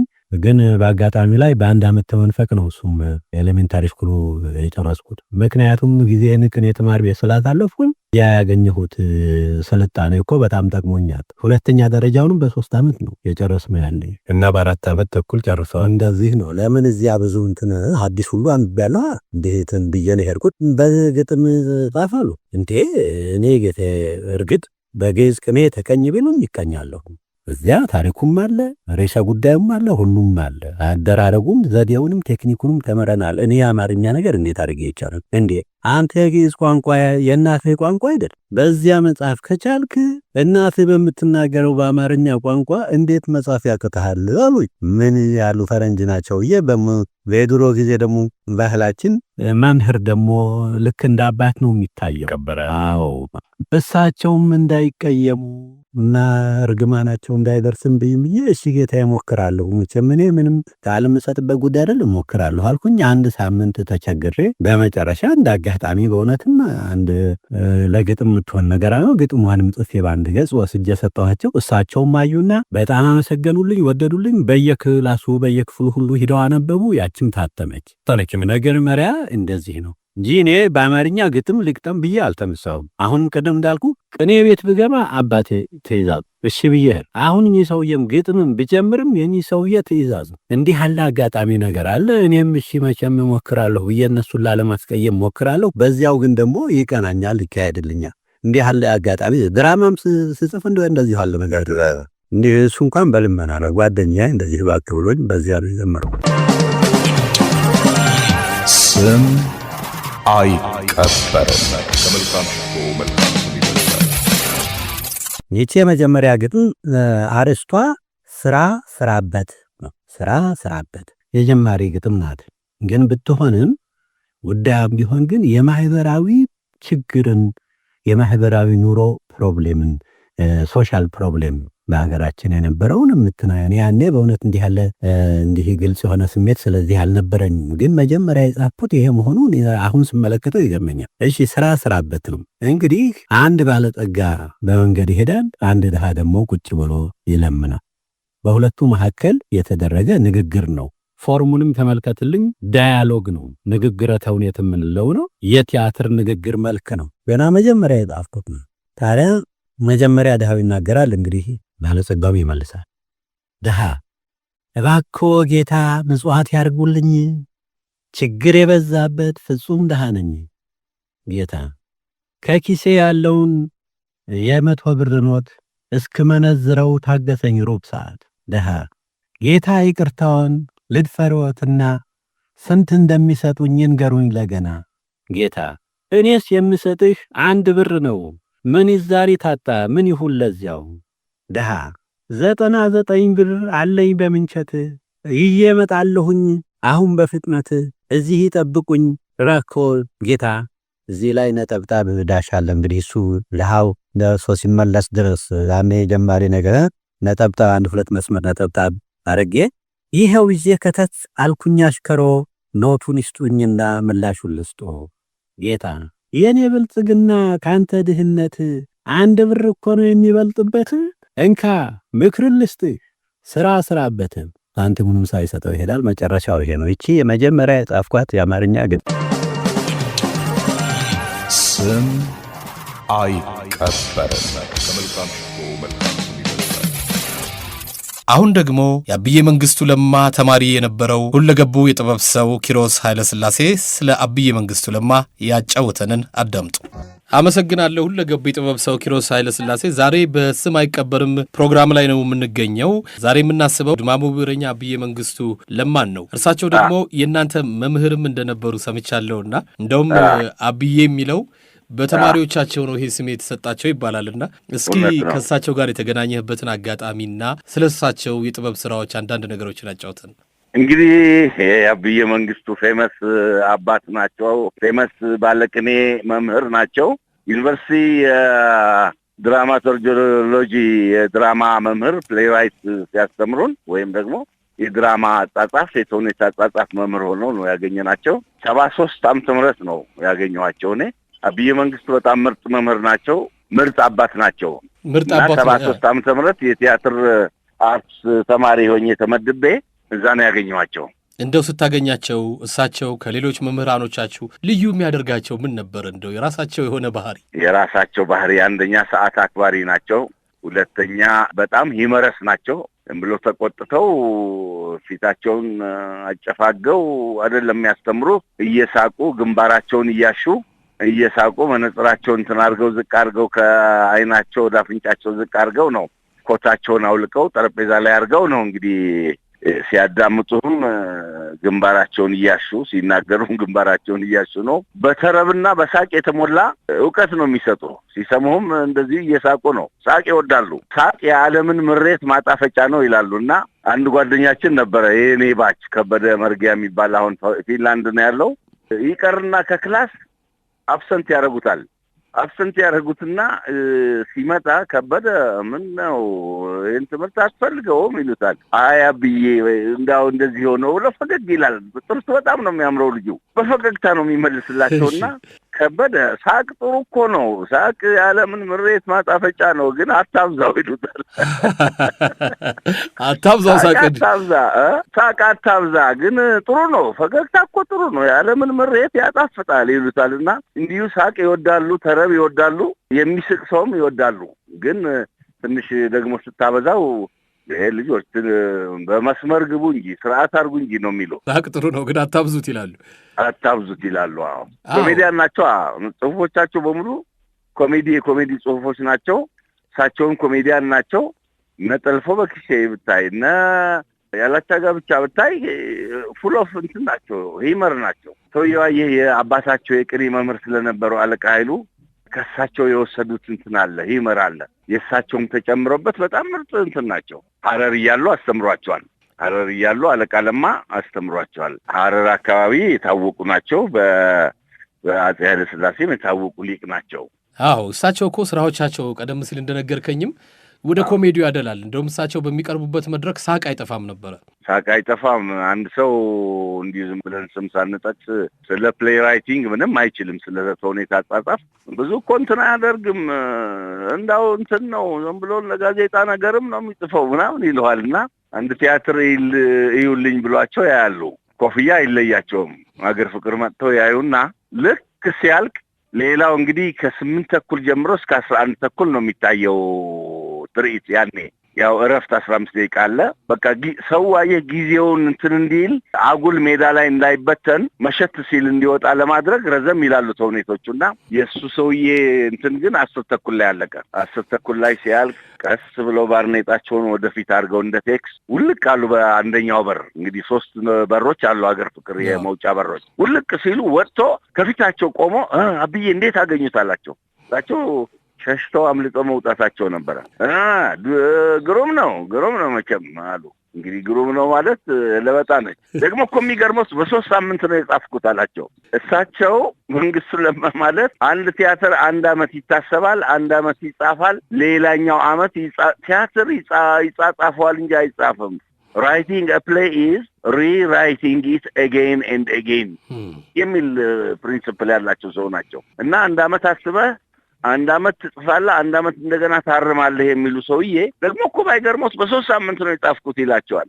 እኮ ለዚህ እኮ ነው ግሩም የሆነው አሉ። ያለቀበትም ሰዓት ልክ አይደለም እኮ በሸትም አለ። አንደኛ ያለቀበት ሰዓት ልክ አይደለም፣ ሁለተኛ የጋዜጣ እንትን ነው፣ ተውኔት ነው፣ በጽሁፍ ነው፣ የፕሮፓጋንዳ አይነት እንትን ነውና እሳቸው እንዲህ አይነት ነገር አይመቻቸውም። አዎ ሲጻፍም ሲታይም የተንቀዠቀዠ ነገር ሆነ። የተንቀዠቀዠ ነገር ነውና ኧረ ሰውንም በጊዜ ገላገልከው ወንድሜ ደግ አደረካሉት። በጊዜ ገላገልከው አሉ። በጊዜ ገላገልከው፣ ሰውን ገላገልከው። እንግዲህ ትርጉሙን ልብ በለው። አዎ በጣም አሰልቺ ስትጨቀጭቀው ከምታመሽ በጊዜ ገላገልከው፣ እንዳው እፎይ እንዲላረከው ነው። አንድ ጊዜ እኮ ከዚህ ጋር የተያያዘ ነገር አስታወስከኝ ኪሮስዬ። ሰውየው የክብር እንግዳ ሆነው ነው ቲያትር ሊመለከቱ የገቡትና የክብር እንግዳ ሆነው ይሄ ዝግጅት የተሰናዳው አለ የመድረክ መሪው ወጣቱ ትውልድ አልባሌ ቦታ እንዳይውል ታስቦ ነው አለ። ከዛ ሲጀምርም ተንዛዝቷል፣ ቶሎ አልተጀመረም። በዛ ላይ አሁን ቀደም ሲል እንደነገርከኝ ያለ ተውኔት ሆኖ በጣም አሰልቺ ሆነና በመጨረሻ ላይ ንግግር አድርጉ ተባሉ። የክብር እንግዳው መድረክ ላይ ወጥተው በእውነቱ ይሄ ቲያትር የተዘጋጀው ወጣቱ አልባሌ ቦታ እንዳይውል ታስቦ ከሆነ አልባሌ ቦታ ቢውል ይሻለው ነበር አሉ። እንግዲህ ጸሐፊ ተውኔት ናቸው፣ ግጥም ስራዎች አሏቸው። ምንድን ነው አብዬ መንግስቱን የሚገልጿቸው ስራዎቻቸው? ጸረ ኮሎኒያሊዝም አለ፣ ያላቻ ጋብቻ፣ ጠልፎ በኪሴ፣ ዳንዴው ጨቡዴ፣ ዘቢር የሚባል የአንቷን ቼሆቭን ስራ የአንቷን ቼሆቭ ዘቢር ነው የሚባለው። ዘቢርን ወደ ዳንዴው ጨቡዴ ብለው ተረጎሙት። ተፈሪ ነው የተጫወተው ዩኒቨርሲቲ በጣም ግሩም አድርጎ። እሱ አለ። ግዴ ያለኝ የሚል የቶፊካል ሐኪም እንትን አለ፣ ተውኔት አለ። የጄ ፕሬስትሊ ደግሞ አንድ ቲያትር አለ፣ ጠያቂ ነው ምናምን የሚል አላቸው። ብቻ በየመንግስቱ ረጃጅም እንትኖች አሏቸው፣ ረጃጅም ፕሌዮችም አሏቸው። ዋናው ግጥሞቻቸውም አሉ፣ ቅኔያዊ እንትን ያላቸው። ባሻሸብር በአሜሪካ አለ፣ በጠራ ጨረቃ በኩለ ሌሊት አይኖቿ እያበሩ እንደ ከዋክብት የሚሉት እንትንም አለ። እና በየመንግስቱ በጣም ብዙ እንትኖች ናቸው ያሏቸው። ዘመናቸው በሙሉ በሂመር እንትን ያለ ሰው ናቸው። ብዙ ድርሰቶች ፕላስ ደግሞ የተውኔት አጻጻፍ ዘዴ የሚል እንትንም የማስተማሪያ መጽሐፍም ጽፏል። የኢትዮጵያ ቋንቋ አካዳሚ ምክትል ፕሬዚዳንትም ነበሩ፣ ላንጉጅ አካዳሚ እዚህ ባህል ሚኒስቴር የነበረ። በተረፈ ዲፕሎማትነትም ረዥም ዘመን ሰርቷል ከልዑል ራስ እምሩ ጋር እንደ ሀገር ሰርቷል። የልጅ ሚካኤል እምሩ ጓደኛ ናቸው። አንድ ኤርትራዊ ፕሮፌሰር አሉ እዚህ ኢትዮጵያ ውስጥ የፍትህ ሚኒስትር የነበሩ ዶክተር በረከት አብ ሀብተ ስላሴ የሚባሉ ከፕሮፌሰር መስፍን ጋር መርማሪ ኮሚሽን የነበሩ በእንትን ጊዜ በደርግ ጊዜ የእሳቸውም ሚዜ ናቸውና እንዳውም ጠልፎ በኪሴ ለእሳቸው ሰርግ መታሰቢያ ነው የተጻፈው። በየመንግስቱም እንደዛ ይላሉ። ለአቶ በረከት ያንተ ዘመድ እኮ ነው፣ ለሱ ሰርግ እንትን ማታ እንድንጫወት እንድንስቅ ብዬ የጻፍኩት ነው ይላሉ። ፕሮፌሰር በረከት አብ ሀብተ ስላሴም አንድ ኢንተርቪው ረዥም ኢንተርቪው አሜሪካን ሀገር አድርገዋቸው ጓደኛዬ መንግስቱ ለማ ነው አማርኛ ያስተማረኝ ይላሉ። ኤርትራዊ ናቸው። ጓደኛዬ መንግስቱ ለማ ነው አማርኛ ያስተማረኝ ፕላስ እንዲህ የሚባል ተውኔት ለኔ ሰርግ ጽፏል ጠልፎ በኪሴ የሚባል ብለው ዊትነስ አድርገውላቸዋል። የሚገርም ነገር ነው። መድረኮቻችሁ ግን የት ነበሩ? እዚሁ ዩኒቨርሲቲ ውስጥ ነበረ የእሳቸው ስራዎች ይታዩ የነበሩት? አሁን ጠልፎ በኪሴ አንደኛው ትልቁን ገጸ ባህሪ ፊታውራሪ መርኔ ተኳስን የተጫወተው ተፈሪ ነው። እሱንም እዛው ዩኒቨርሲቲ ጀመር ነው። አገር ፍቅር ቀጠል ነው። ከዩኒቨርሲቲ ስንወጣ አገር ፍቅር ቀጠል ነው። አገር ፍቅር በጣም ፌመስ ነበረ ለረዥም ጊዜ። እንዳልኩ ዳንዴው ጨቡዴም እዛ ተሰርቷል። ግዴ ያለኝም በሬዲዮ ተላልፏል። ሌሎች ይሄን ጸረ ኮሎኒያሊዝም፣ ጠያቂ የመሳሰሉት አላቻ ጋብቻ፣ ባህል አዳራሽ፣ ሌሎቹ ብሔራዊ ቲያትር ታይቷል። እነማን ነበራችሁ እንደው በዛ ጊዜ አብዬ መንግስቱ ተማሪዎች?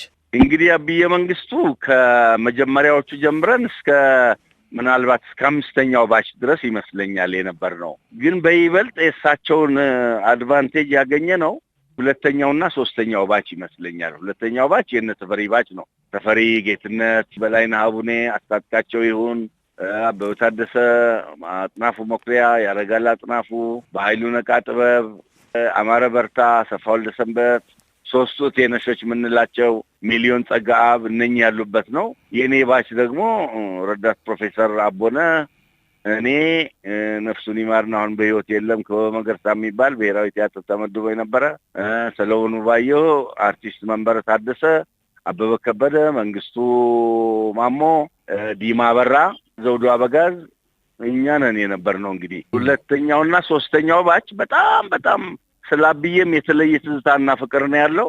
ቀጥሎ አራተኛው ባች ምናልባት ይመስለኛል እና አምስተኛው የነ ቶማስ የነ ፍስሐ በላይ ባች በደንብ የሳቸውን እንትን ተጠቃሚ ሆኗል። ድማሙ ብዕረኛ ይባላሉ። ድማሙ ማለት ገሌ እኮ ድማም ነች የደንብ ገንቦ ነች ይባል ቆንጆ ማለት ፕላስ ደም ያለው ማለት ነው። ደማቅና እንትን ያለው ቀለም ያለው ለማለት ነው። እንደዛ ናቸው ማለት ነው። አብይ መንግስቱ ናቸው። አብይ መንግስቱ ቤተሰባዊ ህይወታቸውስ እንዴት ነው ኪሮስዬ? ቤተሰባዊ ህይወታቸው ያው ሚስት አግብቶ 2 ልጆች ወልደዋል። አንድ ወንድና አንድ ሴት። እዚህ መነን ትምህርት ቤት አሁን ዳሽን ባንክ ያለበት ከመነን ትምህርት ቤት ፊት ለፊት አንድ ዳሽን ባንክ ህንጻ አለ። ከሱ ጀርባ ነበር ቤታቸው እና ለረጅም ጊዜ ግን ከባለቤታቸው ጋር ተለያይተው ብቻቸውን ነው የኖሩት። አንዱ ልጃቸው አሁን በቅርብ ጊዜ ነው የሞተው። እንዳውም ማን ያዘዋል እንደሻው በጣም ነበር የሚንከባከበው። አይኑን እንደኔ እንትን ብሎ ብርሃኑ ጠፍቶበት ብዙ ጊዜ ተንከባክቦታል። አለማየሁ ይባላል። አለማየሁ መንግስቱ። እህቱ ግን አሜሪካን ሀገር ነች ያለችው መሰለኝ እና እሱ አንድ ልጅ ወልዷል። በቃ አሁን በህይወት የለም። የቴክኒክ ሰው ነበረ። እንደ ጋራጅ ነገር ይሰራ ነበር መሰለኝ። አሁን በህይወት የለም እና ያው የ2 ልጆች አባት ናቸው። እንግዲህ ስንት የልጅ ልጆች እንዳሏቸው እንኳን በትክክል ማወቅ አልችልም። አንዳንድ የስነ ጽሁፍ ስራዎቻቸው ከወቅቱ ስርዓት ጋር ግጭት ውስጥ ይከታቸው ነበር ይባላል። አንዳንድ ግጥሞቻቸው እንደውም ሸንቆጥ የሚያደርግ ይሆንና በዚህ የደረሰባቸው ችግር ነበር በዛ ዘመን። አይ ብዙ ጊዜ ታስረውም ምን ብለውም የሚያውቁ አይመስለኝም። ያው ከስልጣን እንትን ማለት መገፍተር፣ ደህና ቦታ አለማግኘት ካልሆነ በስተቀር ታስረው የተንገላቱበት እንትን አይታየኝም። ግን ባል ሚኒስትር እያሉ ምን አለ አረንጓዴ ዘመቻ የሚባል ነበር። አንተ ገና ነህ ያኔ ያለን አረንጓዴ ዘመቻ ለአረንጓዴው ጥሪ የሚል መዝሙር ነገር ነበረው። አረንጓዴው ዘመቻ አዎ እንዴ ጠቅላላ አረንጓዴ ባረንጓዴ ሆነ ነበር። ኢትዮጵያ ውስጥ እኮ ምን ችግር አለ? ቀይ ሽብር ሲሆን ስለ ቀይ ሽብር ነው። ቀይ በቀይ ትሆናለህ። አረንጓዴ ዘመቻ ሲባል ደግሞ ስለ አረንጓዴ መዝሙሩም ምኑም ማለት ነው። መከራ ነው የምታየው። ስለ አረንጓዴው ዘመቻ ድርሰት ጻፉ ተብሎ መከራቸው ነው ያሉና ያንን እንደዛ አሳይንመንት የሰጣቸው ሰውዬ ባህል ሚኒስቴር አሁን ባህል ሚኒስቴር ያለው ቢሮ ኮሪደር ለኮሪደር ሲተያዩ እያመለጡ እየሸወዱት እንትን ይላሉ። ያንን አረንጓዴ ስለ አረንጓዴ ዘመቻ የጻፍከው አምጣ እያለ ያስጨንቀኛል ብለው ይሸሻሉ። አንድ ቀን ፊት ለፊት ተገናኙ። በኋላ የታለ አረንጓዴ ስለ አረንጓዴ ዘመቻ የጻፉት አሳይንመንት የተሰጠውት ይላቸዋል ይመስለኛል። የኔ ወንድም እኔ እኮ አረንጓዴ እንቁላል መውለድ አልችልም። አንተ አረንጓዴ እንቁላል ካልወለድክ ብለህ ሆዴን በሳንጃ ብትወጋው ደም ይፈሰኝና ስላመመኝ ደሙስ እንዲወጣ ምክንያት ስለሆነው ጉዳይ ግን መጻፍ እችላለሁ። አረንጓዴ ግን ምንም ስላላየሁት ስላልሰማሁት ምን ብዬ ልጻፍ? መውለድ አልችልም። አረንጓዴ እንቁላል ከየት ልውለድልህ ብለው እንትን አሉበት ይባላል። እንዲህ ካላመኑበት በፍጹም እንትን ማይሉ ናቸው። ምክንያቱም እናንተም ካላመናችሁበት አትጻፉ። ታሪኩ የሚመስጥ ስሜታችሁን የሚነካ ካልሆነ በሐዘንም ይሁን በደስታ ካልነካ ለይስሙላ ብቻ አትጻፉት። የይስሙላ ሆኖ ነው የሚቀረው። እናንተ ካላመናችሁበት ማን አምኖበት ይቀበላል የሚል የድርሰት ፕሪንሲፕል የነበራቸው ሰው ናቸው። እርግጠኛ ያልሆናችሁትን ነገር አታውሩ ነው፣ አትጻፉ ነው። ሁለተኛ እና ዋናው ደግሞ ስለማታውቁት ነገር በምንም አይነት አትጻፉ። ከእናንተ መካከል አሜሪካንን የሚያውቃለ ይሉሃል። የለም። ስለ አሜሪካ እንዴት ጽፋላችሁ ቁጭ ብላችሁ? ደግሞ እውነታቸው ነው። አሁን እንኳን ጎግልም ምንም ዩቲዩብም ፌስቡክም አለ። ዓለም አንድ መንደር ሆኗል። አሁን ብዙ ነገር ዓለም እየጠበበች ነው። ያኔ ሲያስተምሩን ግን እንዲህ አይነት ነገር አልነበረም። ምን ብላችሁ ነው የምትጽፉት ስለ አሜሪካ? የትኛው ጎዳና የትኛው ፎቅ አይታችሁ ነው ስለዛ ስሜታችሁ ተነክቶ የምትጽፉት? ስለማታውቁት ነገር የምታውቁት እዚህ ማዕት አለ አይደለም ወይ? እዚህ ከ6 ኪሎ ጀምሮ እስከ 4 ኪሎ እኮ ስንት ነገር ታያላችሁ። ስንት ገጸ ባህሪ እኮ ታያላችሁ። ኦብዘርቬሽን አለመኖር ነው። ኦብዘርቭ አለማድረግ ነው። አለመመሰጥ ነው እንጂ ሞልቷል እኮ ታሪክ። ስለማታውቁት ታሪክ አትጻፉ የሚሉ ሰው ናቸው አብዬ መንግስቱ። አፍንጫችን ስር ብዙ ነገር አለ አላየነውም እንጂ። አዎ እንግዲህ አብዬ መንግስቱ እናንተን የመሳሰሉ ታላላቅ ሰዎችን አፍርተውልናልና የዛሬው ትውልድ አሁን ያለው እንደው ምን መማር ይችላል ከሳቸው እና የማስተማር ጥበብ፣ ዕውቀት፣ ክህሎት በመነሳት እንደው ከታሪካቸው እሳቸው ካስተማሯቸው ተማሪዎቻቸው ብዙ ትምህርት መማር ይቻላል። ድርጸት አጻጻፍ እንዳልኩ የማታምንበትን ነገር አለ መጽሐፍ። አሁን እኮ ማናምንበት ነገር እየጻፍን መከራችን እያየን ነው። ያው የሚጽፉት ማለት ነው። እኔ እንኳን አልጽፍም። የሚጽፉት መከራቸውን እያዩ ነው። ሰውየውን ካላሳመነው እንዴት ብሎ ነው ሌላውን ተመልካች የሚያሳምነው? እንደዛ አይነት ችግር አለ። አሳይንመንት ይሰጣል እንዲህ ጻፍ ተብለህ እንዲጻፍ ተብለህ ደግሞ ድርሰት የሚጻፍ አይደለም። እና እንዲህ አይነት ችግር እንዳይኖር እንድትማር፣ እንድታውቅ፣ እንድትጠነቀቅ፣ ኦብዘርቫንት እንድትሆን፣ ኢማጂኔሽንህ ወይም ምናብህ እንዲሰፋ ብዙ ነገሮች ናቸው ያስተማሩንና እነኚህ ነገሮችን ግምት ውስጥ በማስገባት የተሻለ ድርሰት፣ የተሻለ ጽሑፍ፣ የተሻለ ታሪክ፣ የተሻለ የትወና ዘዴ፣ የተሻለ የትወና አመደራረክ ወይም ደግሞ ዝግጅት እንዲኖር በጣም ሰፊ ዕውቀትና ትምህርት የሰጡ ሰው ናቸውና አሁን የእሳቸው ተማሪዎች በዚሁ መንገድ ቢቀጥሉ ያው የእሳቸው ተማሪዎችም እኮ እኛ እኮ ነን ወንድምዬ። እኛ እንግዲህ ከ60 በላይ የሆነ ነው። ከ60 በኋላ እኮ ብዙ እንትን የለም። በትዝታ ነው እንጂ የምትኖረው በተስፋ አይደለም የምትኖረው። የሰው ልጅ እድሜ 60 እና 70 ነው። ከዛ በላይ እንትን ካለ ግን አጉል መንገታገት ነው ብሏል መጽሐፉም። አጉል መንገታገት ነው። ግን ያም ሆኖ ይህ ግን ትውልድና ትውልድ እየተተካካ የተሻለ ነገር እንዲወጣ ያው ጥረት ማድረግ አለባቸው የአብዬ መንግስቱ ልጆች። አብዬ መንግስቱ በጣም የሚገርሙ ሰው ናቸው። በስተመጨረሻ ሚኒሊክ ነው እንትን ያሉትና በጀርባቸው ተኝቶ አልጋ የሚገፋ አልጋ በዛ ሲወስዷቸው በመስኮቱ ሰማዩን አዩት። ሰማዩ የጠራ ሰማያዊ ነው።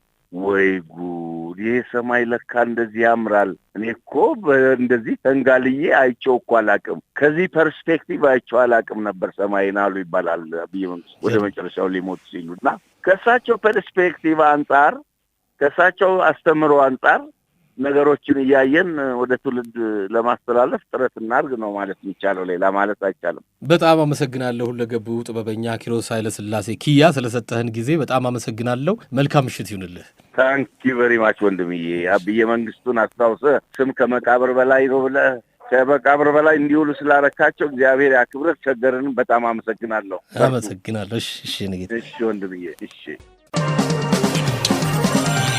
ስም አይቀበርም። ከመልካም ሽቶ መልካም ስም ይበልጣል። አሁን የአብዬ መንግስቱን የግጥም ስራዎች ታዳምጣላችሁ። ተፈሪ ዓለሙ ያሰማናል።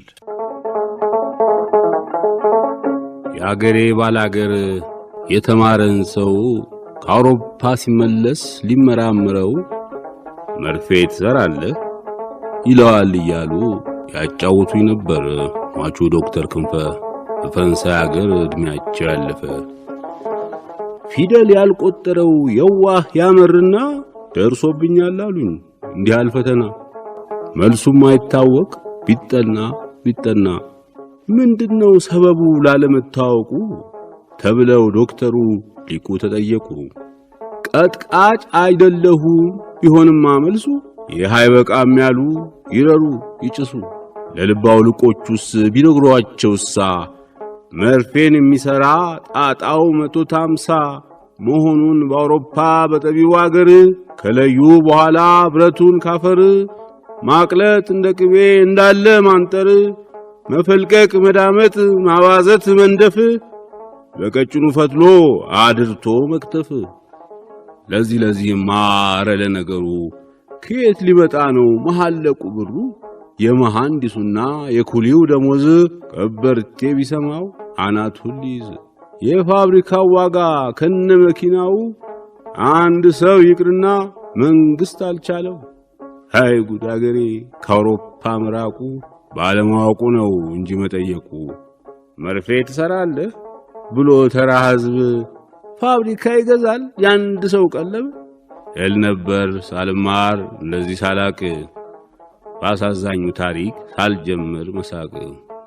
አሁን በኋላ ግን ደክሜ ትምህርቴን አድርሼ ከሌላው ፍጻሜ በማወቄ እንዳለው ለነገር ትርጓሜ ወትሮ ለጥያቄው የመለስሁት መልስ ከብቃት መራቁ እያለኝ ትውስ ሳወጣ ሳወርደው ነገሩን በልቤ መርፌ ሥራ ሆነ ሞላውን ሐሳቤ። የሚገርመኝ ደግሞ ሳሰላስለው ትርጓሜ ምስጢሩ መሰወሩ ነው። ኋላማ ባሰበት ትዕግስት ያለቀ እየራቀ ሄደ እየተራቀቀ አውሮፓ መምጣቴን መማሬን ያወቀ መርፌ ትሰራለህ ብሎ ቢጠይቅ መልሱን እምላለሁ ከቶ እንደማላቅ። ይህን ሳሰላስል ወሰደኝ እንቅልፍ ተኝቼስ በልሜ እንኳን እግሬ መቼ ሊያርፍ ሄጄ ይመስለኛል አገር ተመልሼ የመጣሁበትን ጥናቴን ጨርሼ ይሄድ ይመስለኛል በአንድ አውራ ጎዳና ቁልቁለቱን ይዤ ከንጦጦ ቀበና ባላገርና እኔ አወይ መከራዳ ፊት ለፊት ተጋጨን ድንገት ስንነዳ ሸቭሮሌቴን እኔ እሷ አህያውን ምንድን ሊጠይቀኝ ምን ሊለኝ ሆነ ከግር እስከ ራሴ ቢመለከተኝ መርፌ ትሰራለህ የመጣ መስሎኝ ተመኘው በልቤ ቢቆረጥ ምላሱ በጥፈት ያለቀ ድሪቶ ነው ልብሱ ያውጀዲ ካኪ የቤት ስር መብሩቅ የጃባን የሸራ የሱፍ ድብልቅልቅ ይህንን አይቼ እንደፈራሁት ለድሪቶ መስፊያ ለሱሪው ጥፈት መርፌ ትሰራለህ ሊል ነው በድንገት ብዬ ነበር እኔስ አጥልቆኝ ፍረት። እሱ ግን ለጉዱ ምንም አልጠየቀ ሐቅ አለ ቡላውን ሄደ ራቀ ራቀ። የማውቀው መሰለኝ ድሮ ያየሁት የዛሬ ስንት ዓመት በሕፃንነት በየደጃዝማቹ በራሱ መሬት ምንም አላከለ ወይ አላጎደለ ደንቆኛል እንደዚያው እንደሰራው አለ። እዚህ ላይ ነቃሁኝ ወዲያው ለመኛት ሁለተኛ ደግሞ ህልሜን ለማየት። አሁንም አልወጣው ከሀገራችን ቦታው ግን አላቅም የት እንደሆን ምን ይሄድ ይመስለኛል በአውቶሞቢል እግር ዳግመኛ አጋጠመኝ ሌላ ባላገር መለመላውን ነው ራቁቱን ይሄስ እፎይ ልብ ያረፈ የለውም ልብስ የማይመራመር የማይካሰስ ቢሆንልኝ አልሆኝ ይኸው ለእግዚአብሔር በጉ ተሸልቶ ማይጮህ የዋህ ገሩ ደጉ። ይህ ካፌ ሲወጣ ወረደ ድንጋጤ መርፌ ትሰራለህ አለኝ ወደቀቴ። አሁን ለምንድነው የምታስጨንቀኝ የማልመልሰውን የምትጠይቀኝ? ለተንኮል ካልሆነ እንዲሸሽ እንቅልፌ ምን ያደርግልሃል ላንተ እንግዲህ መርፌ? ልብስ የለህ ድሪቶ መለመላህን ምንህን ትጥፈው ትጠቅመው ምኑን?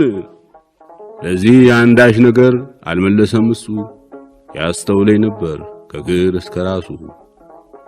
መርፌ ትሰራለህ አለ ሰምቶ አዳምጦ የእግሯ አውራጣት ታየኝ አይኖቹን አፍጦ። እያለምኩኝ ነው ወይ ደሞ መቃጀቴ አራት አይና አውራጣት የምድር ጉድ ማየቴ።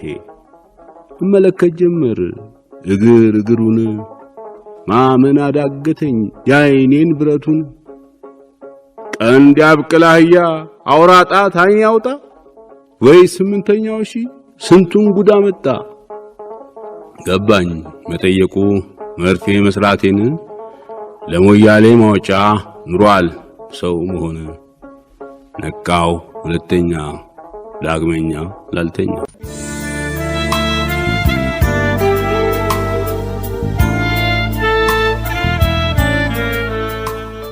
ጉድባይ ጉድባይ ደናውኝ ጥፋቱስ አይደለም ያንቺ ወይም እኔ ፍቅር የመሆኑ ጽድቅና ኩነኔ አንቺን መሆንሽ እኔን መሆኔ። ጉድባይ ደናውኝ ሰላም ይሁን ይላል ልቤ ለልብሽ። ጉድባይ ደናውኝ ሳሚልኝ አደራ ከንፈሮችሽን ወለላና ወተት የሚያወዙትን። ጉድባይ ደናውኝ በዚያ ዓለም አይሆንም ብንገናኝ። ጉድባይ ደናውኝ ስትዞሪው ዛሬ የናፍቁትን ጋራ የጠቡን ተራራ እንድታደርሽልኝ መላእክቴን አደራ።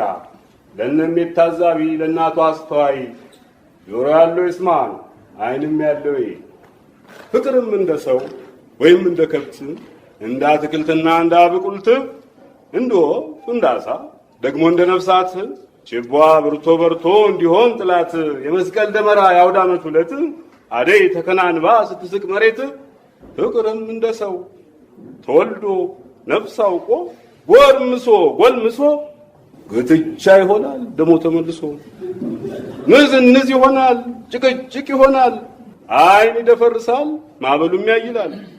ባህሪን መገሰጽ ነው ለዚህ መድኃኒቱ ለሰው ልጅ እንጂ ነው ፍቅር መሰራቱ እንዲቆነጅና እንዲያብብ ሕይወቱ።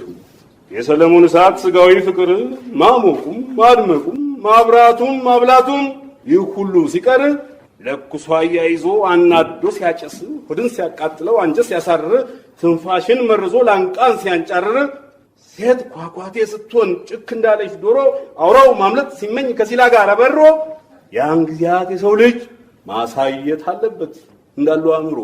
ጉድባይ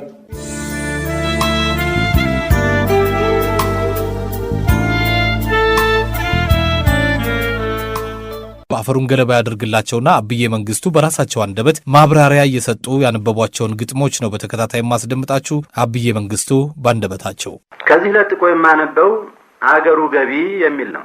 አገሩ ገቢ የሰማይ ባቡርም አጓራ ኮረፈ ልብረር አለና ተንዘፈዘፈ ጥርሱን ነከሰና ሎጋውን አንገት ቆልሞ መለሰው አይኑን ከመስኮት የመስቀለው ፈንድም ያበሻው ወጣት እንባ አይኑን መልቶታል እንቅርቱን አንቆታል የአገር የወንዝ ልጅ ደህና ሁን ይሉታል መሐርባቸውን ያውለበልቡታል ድምጻቸው ይሳነው ቂዛዛውን ዘልቆ ከጆሮው መድረሱ ይህ አላወቀውም ባይኑ ሰማው እሱ የሰማይ ባቡርም ባየር ተንሳፈፈ ጉሙን ቃኘው ዋኘው ነፋስን ቀዘፈ አይኑ ደመና ላይ ወደቀና አረፈ ሎንዶን ደህና ሁኚ የእንግሊዝ አገር እንዳለ ታወሰው ያገሩ ነገር የሰጡት አደራ የዜማው መምር የነጮችን አስማት ምትሃት እንዲማር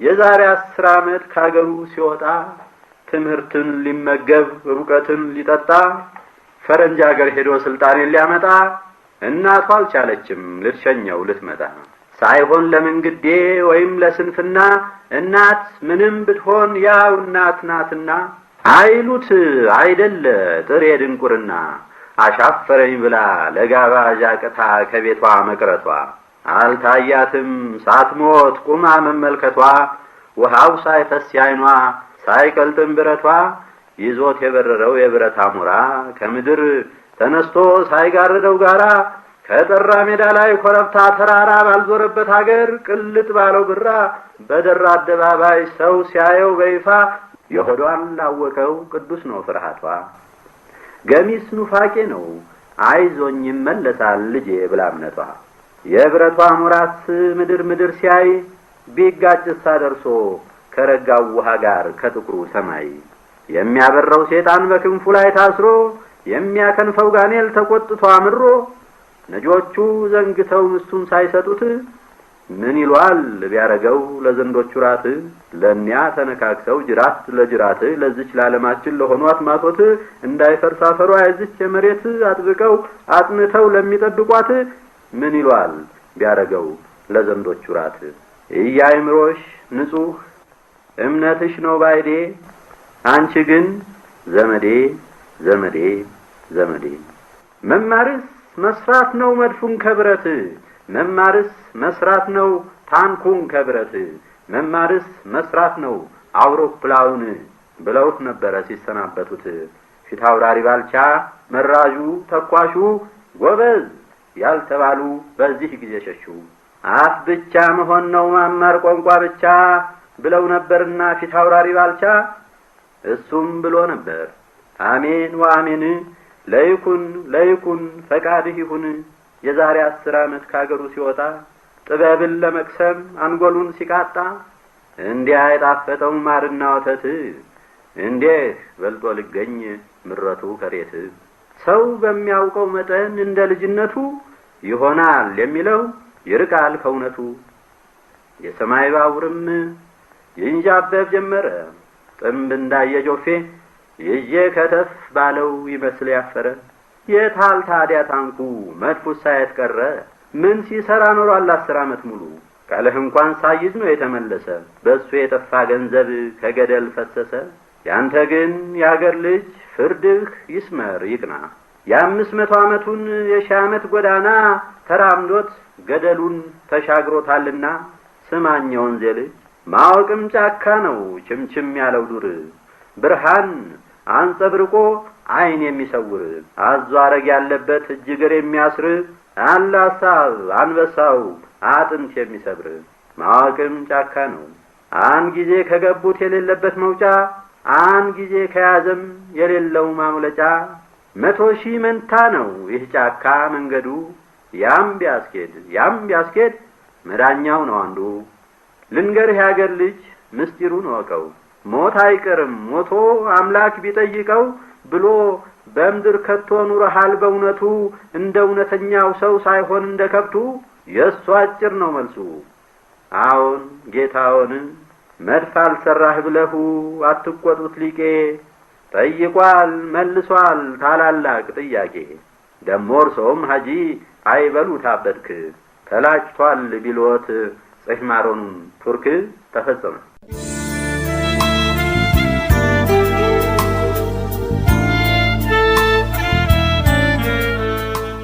የሚቀጥለው በገላጋይ ነው ተናጋሪዎች 3 ናቸው ወጣት ሽክ ልጅ ሽማግሌ በገላጋይ ወጣት አንጆ ልጅ አግኝቼ ወዲያው ከመውደዴ ምን አለው አለች ቁርጥ አለ ሆዴ ምን አለው አለች ምንድነው ሳትል ሳሎን አለው አለች ራዲዮም በዚያ ላይ ቴሌቪዥን አለች ሲኒማ ብታይ ፎክስዋገን አለች ስድብ ነው ውርደት ፖንቲያክ ነው ሼቭሮሌት መኪና ማለት ቅዳሜ ገፈርሳን ሰንዳፋን እሁድ የማይረቅጠው ታዲያ ይባላል ወንድ ስር ብሎ ከስሮ ድግስ ካልደገሰ የሴት ልጅ ክብርና ማለት ነው ረከሰ ማን በነገረልኝ ማን በነገራቸው እዝጌር ያሳያቸው የፍቅርን ትርጓሜ ፍቺው አልጠፋቸው መኪና አለች ይችላል ሊመክነውና ያን የሐርማተቡን ክራባት ያስርና በሱፍ ሙሉ ልብሱ ይሽቀረቀርና የአሜሪካን ቀስቶ ሸሚዝ ያጠልቅና የጆን ዋይትን ጫማ ሹሉን ይሰካና ልቡ ውልቅ ብሏል ተሰለጠነና ይህ ግድርድር ጅግራ ይህ ዝንጉርጉር ቆቅ ፍቅርን በምን ይወልቅ ልቡ እንዲህ ሲወልቅ ይህ ቀብራራ ያንኪ ኮፍናና እንግሊዝ ጡት ባት ባየ ቁጥር ይገኛል ሲፈዝ ሚስቱን 40 ሲገርፍ ሲሰክር ሲጠጣ የትም ሙሏም ሽቶ ያድሮ ሲመጣ ደሞዙን አካፍሎ ለያራዳው ሴት ይገዛበት ሲያጣ ለልጁ ወተት አረ ስንቱን ልንገራችሁ እዝጌር ያሳያችሁ የፍቅርን ትርጓሜ ፍቺው አልጠፋችሁ ሽማግሌ ያስተራቂያለህ አረ በገላጋይ ሽማግሌን ስሙት አንተም ተው አንቺም ተይ እቴ አንቺም አይደለሽ ዘመኑ ነው ቀኑ ወንድም አንተ አይደለህ ጊዜው ነው ዘመኑ አንዲት ቅጠል ወድቃ ከሁለት እንጨቶች ተሆነውን ስታው ትጨነቃለች ፈረንጅ አይደላችሁ በድግስ ክሰሩ አበሻ አይደላችሁ ሳታገቡ አፍቅሩ በእኛው ዘመንማ መግባባቱም ሳለ ትዳር ቀደመና ፍቅር ተከተለ እናትና አባትሽ በፍቅር አረጁ አባትና እናቴ በፍቅር አረጁ በገዛ እጁ አበጀ ሰንሰለቱን ልጁ እንዴት አገባለሁ ሳንተዋወቅ ይቻለው ይመስል ሰው ራሱን ሊያውቅ ሚስቱን እንደ ቦርሳ አንግቶ ካልዞረ እሷን እንደ ጋሻው አንግቦ ካልዞረ ደሞ አብሯት ካልዋለ አብሯት እያደረ አይባልም አሉኝ ወጣቱ ተማረ እኔ ምን ቸገረኝ አልታጫላጭ ስትክተለተሉ እስክትሰላች በፈረንጆች አሉኝ በሰለጠኑት በቀን 4 ጊዜ ትሳማለች ሚስት ያገር ልማድ ባይሆን ይህ ነበር እብደትም ከሆነ እኛው እብደት ይብቃን ቋንቋ ተማራችሁ ለዓለመስማማት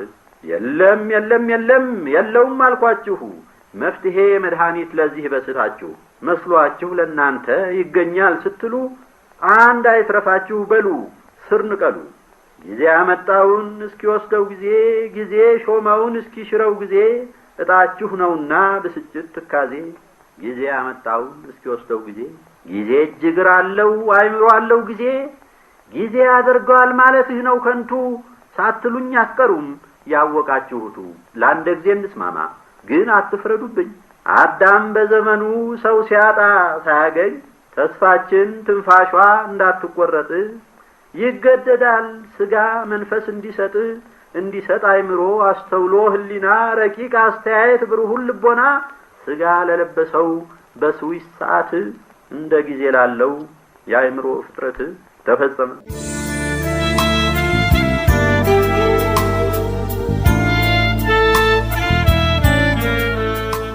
ከዚህ የሚቀጥለው የማህበራዊ ኑሮን የባህልን ነገር የሚመለከት ነው። አርስቱ ሙግት ነው። ሙግቱ ስለ ባህላችን መሆኑን አስቀድሜ ልገልጽ ፈልጋለሁ። አያነች አምላኩ ፈጣሪው ፈረንጅ ታሪክ ሆንና ታዛቢ ፈራጅ የወንዝህ ልጅ ሆኖ ያገርህ ጠበቃ ተጠየቅ ይልሃል አታውቅ እንደሆነ ያሬድ ዋይዜማ ሲል ዘመረ ዘፈነ። ጾመ ድጓ ማን ነው? ድጓሳ ማን ነው? አባትየው ማን ነው? ማን ነው ልጅየው? ኃይለኛው ታላቁ ራስ ወልደ ገብርኤል ትክክል ፈራጅ ነው ዳኛ ነው ሲባል አንድ ልጁን ለምን ሰደደው ገደል? እረኝነት ይሻል ከመሆን ካህን ብሎ የተቀኘው ማን ነው መች ለምን? ሰረገላ ብርሃን የሚባል ሰው ነበር የጎጃም ምድር ጉድ የሀበሻ ታምር። አያነች አምላኩ አልሰማህም እንዴ? የአገርህ አርበኛ ዘምቶ ከውጋዴ ሲወቃው መሞቱን ታንኩን በጎራዴ። እሰጥ ይህ አይደለም አለመሰልጠን ወይ በድንቁርና ሕይወት ማባከን። እንደ መሰከረ ያ ቴዎድሮስ ሽጉጡን አጉርሶ ሽጉጡን ሲጎርስ ሽጉጡን አጉርሶ ሽጉጡን ሲጎርስ። አያነች አምላኩ ተረታሃል አንሳ የጣልከው የተውከው ሆኗል 150 አንሳ የጣልከውን የአገርህን ዜማ የሕዝብህን ቋንቋ የዘርህን ግርማ የአገርህን ጨዋታ ጭፈራ ዘፈን የአገርህን ልማድ መልካም መልካሙን። አያነች አምላኩ ምለህ ተፈጠም አይለምደኝም ስትል ማጋበስ መልቀም። ፈረንጅ የጣለውን ያልጣለውንም የፈረንጅ ሆነ ቅዱስ ነው ማለት ይውረድ እንደወጣ ከራስህ ውርደት። ሰውነትን አትካድ ሕዝብህን አትክዳ አንት ለዘሩ ባዳ ለሀገሩ እንግዳ ተፈጸመ። አድማጮች፣ አሁን ተፈሪ ዓለሙ የአብዬ መንግስቱ ብዕር ከዘመናቸው ባለስልጣናት ጋር እንዴት ያጋጫቸው እንደነበር ይተርክልናል።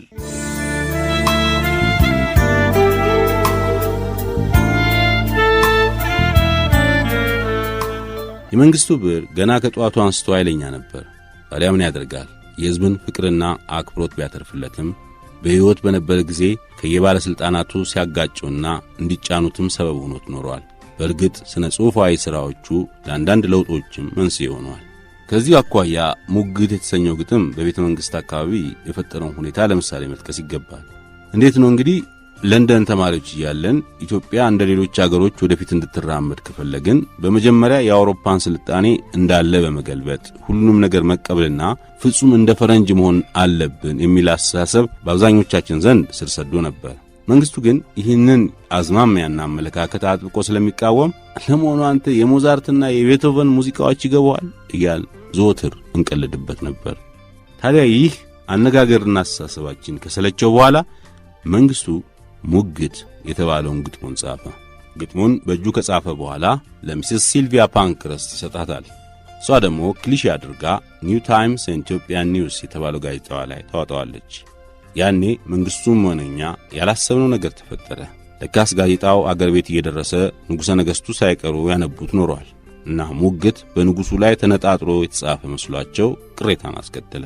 ያ ግጥም እኛን ጓደኞቹን ለመወረፍ የጻፈው መሆኑ ቀርቶ በወቅቱ ኢትዮጵያ እንደ ጃፓን ለመሆን ትሞክር ስለነበረና የነብላቴን ጌታ ህሩይ ወልደ ሥላሴ ፖሊሲም ከንጉሡ አንስቶ በቤተ መንግሥት አካባቢ የሚለበሰው ሳይቀር ሞርኒንግ ኮት ባለጭራ ኮት እንዲሆን እያደረገ ስለነበረ የግጥሙ ይዘት በንጉሡ በመሳፍንቱና በመኳንንቱ ላይ እንደተሰነዘረ አሽሙራዊ ትችት ተቆጠረ እና የኋላ ኋላ በወሬ እንደሰማሁት በእንቁጣጣሽና በሌሎች የሕዝብ በዓላት በቤተ መንግሥቱ የሀበሻ ልብስ መልበስ የተጀመረውም በሙግት የተነሳ ነው ይባላል ይላሉ አቶ ሀብተ አባይሩ የባለቅኔው የረጅም ጊዜ ጓደኛ።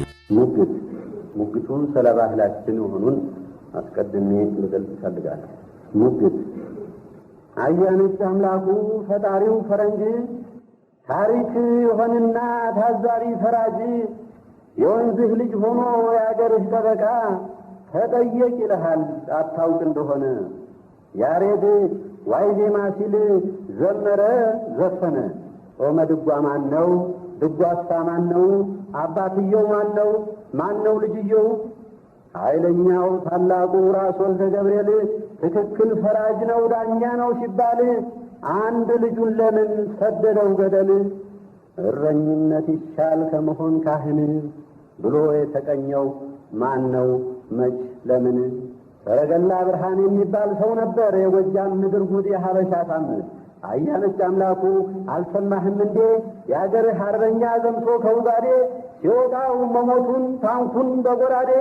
እሰት ይህ አይደለም አለመሰልጠን ወይ በድንቁርና ሕይወት ማባከን። እንደ መሰከረ ያ ቴዎድሮስ ሽጉጡን አጉርሶ ሽጉጡን ሲጎርስ ሽጉጡን አጉርሶ ሽጉጡን ሲጎርስ። አያነጭ አምላኩ ተረታሃል አምሳ የጣልከው የተውከው ሆኗል 150። አንተ የጣልከውን የአገርህን ዜማ የሕዝብህን ቋንቋ የዘርህን ግርማ የአገርህን ጨዋታ ጭፈራ ዘፈን የአገርህን ልማድ መልካም መልካሙን አያነጭ አምላኩ ምለህ ተፈተን። አይለምደኝም ስትል ማጋበስ መልቀም ፈረንጅ የጣለውን ያልጣለውንም የፈረንጅ ሆነ ቅዱስ ነው ማለት። ይውረድ እንደወጣ ከራስህ ውርደት። ሰውነትን አትካድ ሕዝብህን አትክዳ። አንት ለዘሩ ባዳ ለሀገሩ እንግዳ። ግጥምና ቅኔ የሚል ነው አለ። እዚህ ላይ እኔ ግጥም ብዬ ልመለከተው የፈለኩት ለጊዜው የአማርኛውን ግጥም፣ ቅኔ የምለው ደግሞ እንደተለመደው የግዕዙን ቅኔ። በእነኚህ በሁለቱ ያለውን ግንኙነትና ሊኖር የሚገባውን ግንኙነት እንድንመለከተው ብዬ ነው። መጀመሪያ ቅኔና ግጥም ምን ልዩነት አላቸው ቢባል በእውነት ብዙ ሰዎች መርምረው እኛም ሞጫጫሪዎቹ እንዳቅማችን ተመልክተነው ምንም ያህል ልዩነት የለም። ግጥም ከፍ ያለ ደረጃ ሲይዝ በስሜቱም በሐሳቡም በመንፈሱም የመጠቀ ስፍራ ሲኖረው ያን ጊዜ ቅኔ ይባላል እንጂ ለምን ሰምና ወርቅ አልሆነ? ለምን ይህን አላስቀደመ? ይህን አላስከተለ? ይሄው ሁሉ ትርፍ ነገር ነው። የሚታወቀው እዚያው ፈረንጆቹ እንደሚሉት የብስኩት ጣዕሙ የሚታወቀው ሲጎረስ ነው እንደተባለው እዚያ ላይ ነው የሚታወቀው። አሁን ይህንን ብቻ ተናግሬ ወደ ቅኔው እንግዲህ የአማርኛ ቅኔ የአማርኛ ግጥም ቅኔ የሚሆንበትን ደረጃ የሚያሳይ አንዳንድ ምሳሌ ለምሳሌ በጣም ከታወቀው የቴዎድሮስ ግጥም እስኪ ጠይቁልኝ ርቃ ሳትሄዱ የትየ ፋረች ሚስትና ገረድ የሚለው ይሄ ሁለት መስመርም ቢሆን የስሜቱና የጥልቀት ይህንን ቅኔ ደረጃ ልናደርሰው እንችላለን።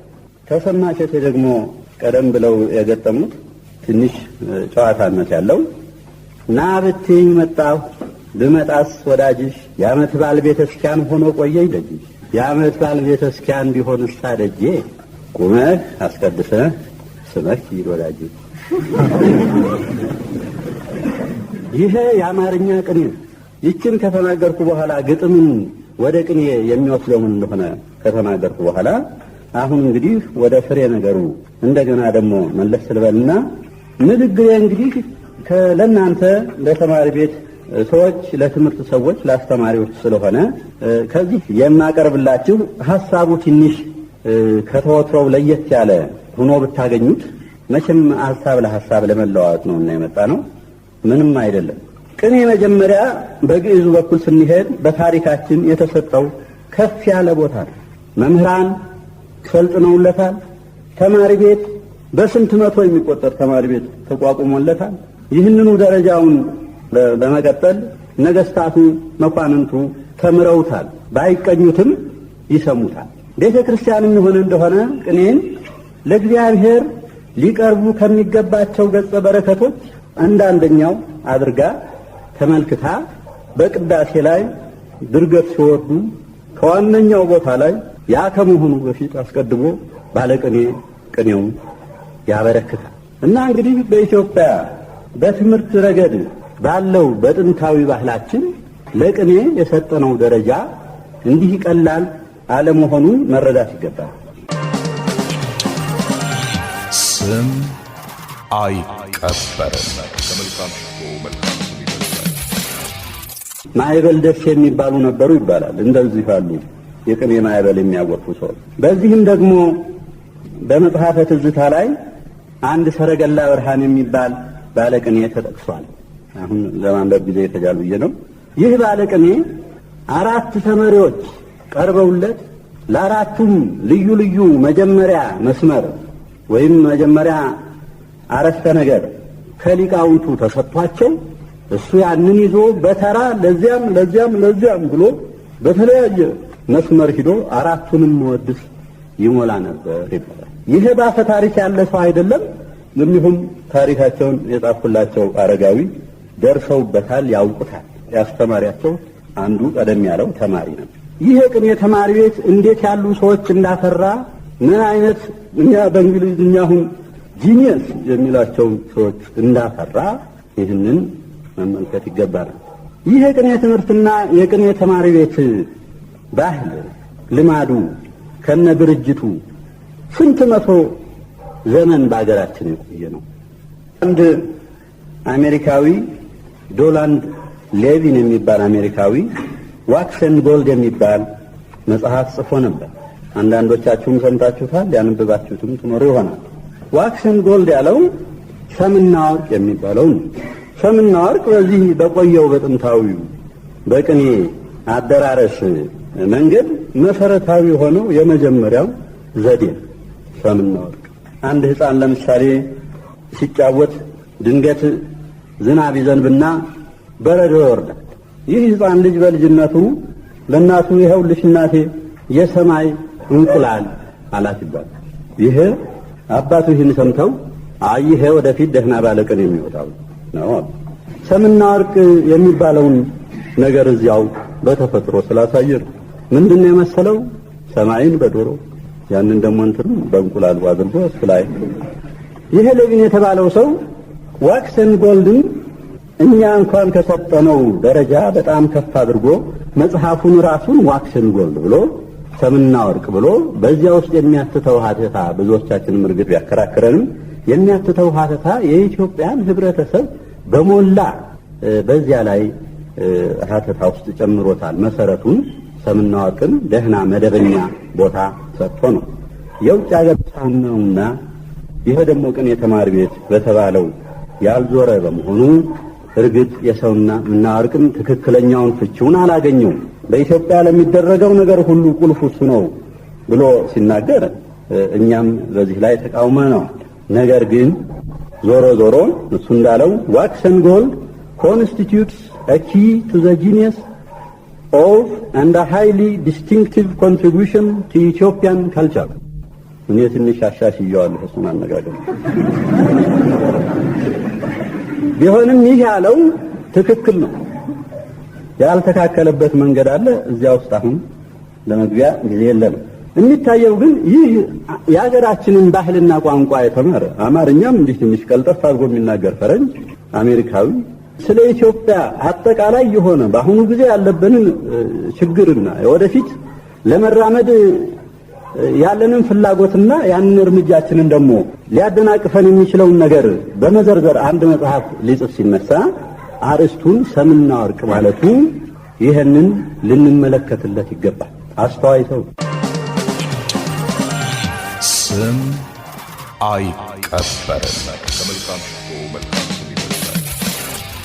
የቅኔ ትምህርት ከጀመርኩ 8 ወር አልፎ 9ኛውን ይዤ እስከ መወድስ ለመቁጠር በቅቻለሁ፣ ሽያለሁ። የቀረኝ ዕጣነ ሞገር፣ ክብሪቲና አሰረ ንጉሥ እሱን ተያይዣለሁ። ቅኔው ስላፈጠነኝ የኔታ በግልጽ ባይነግሩኝም ውስጥ ውስጡን መደሰታቸው፣ መርካታቸውና በመምህርነታቸው መኩራታቸው ይታወቀኝ ነበር። እኔም በበኩሌ በዲያቆን ትሕትና የተሸፈነ ኩራት ተሰምቶኛል። በእርግጥ ከጉራና ከፉከራ ወይም ከትዕቢት ደረጃ አልደረሰም። በዚህ ሁኔታ ላይ እንዳለው የኔታ መቼ ይሆን እንግዲህ ቤት ሞልታል፣ ቤተ ክርስቲያን እንድትቀኝ ፈቅጄልሃለሁ፣ ተሰናዳ የሚሉኝ እያልኩ ከዕለት ዕለት አይናቸው አይ ነበር። ይሁን እንጂ የኔታ እንደማላሳፍራቸው በልባቸው ተማምነው ነበርና አንድ ቀን ከረፋዱ ጉባኤ በኋላ ተማሪዎች ስንበታተን እኔን እንዳትሄድ ማናገር ነገር አለ አሉኝ። ጓደኞቼ ተነጥዬ ቀረሁ።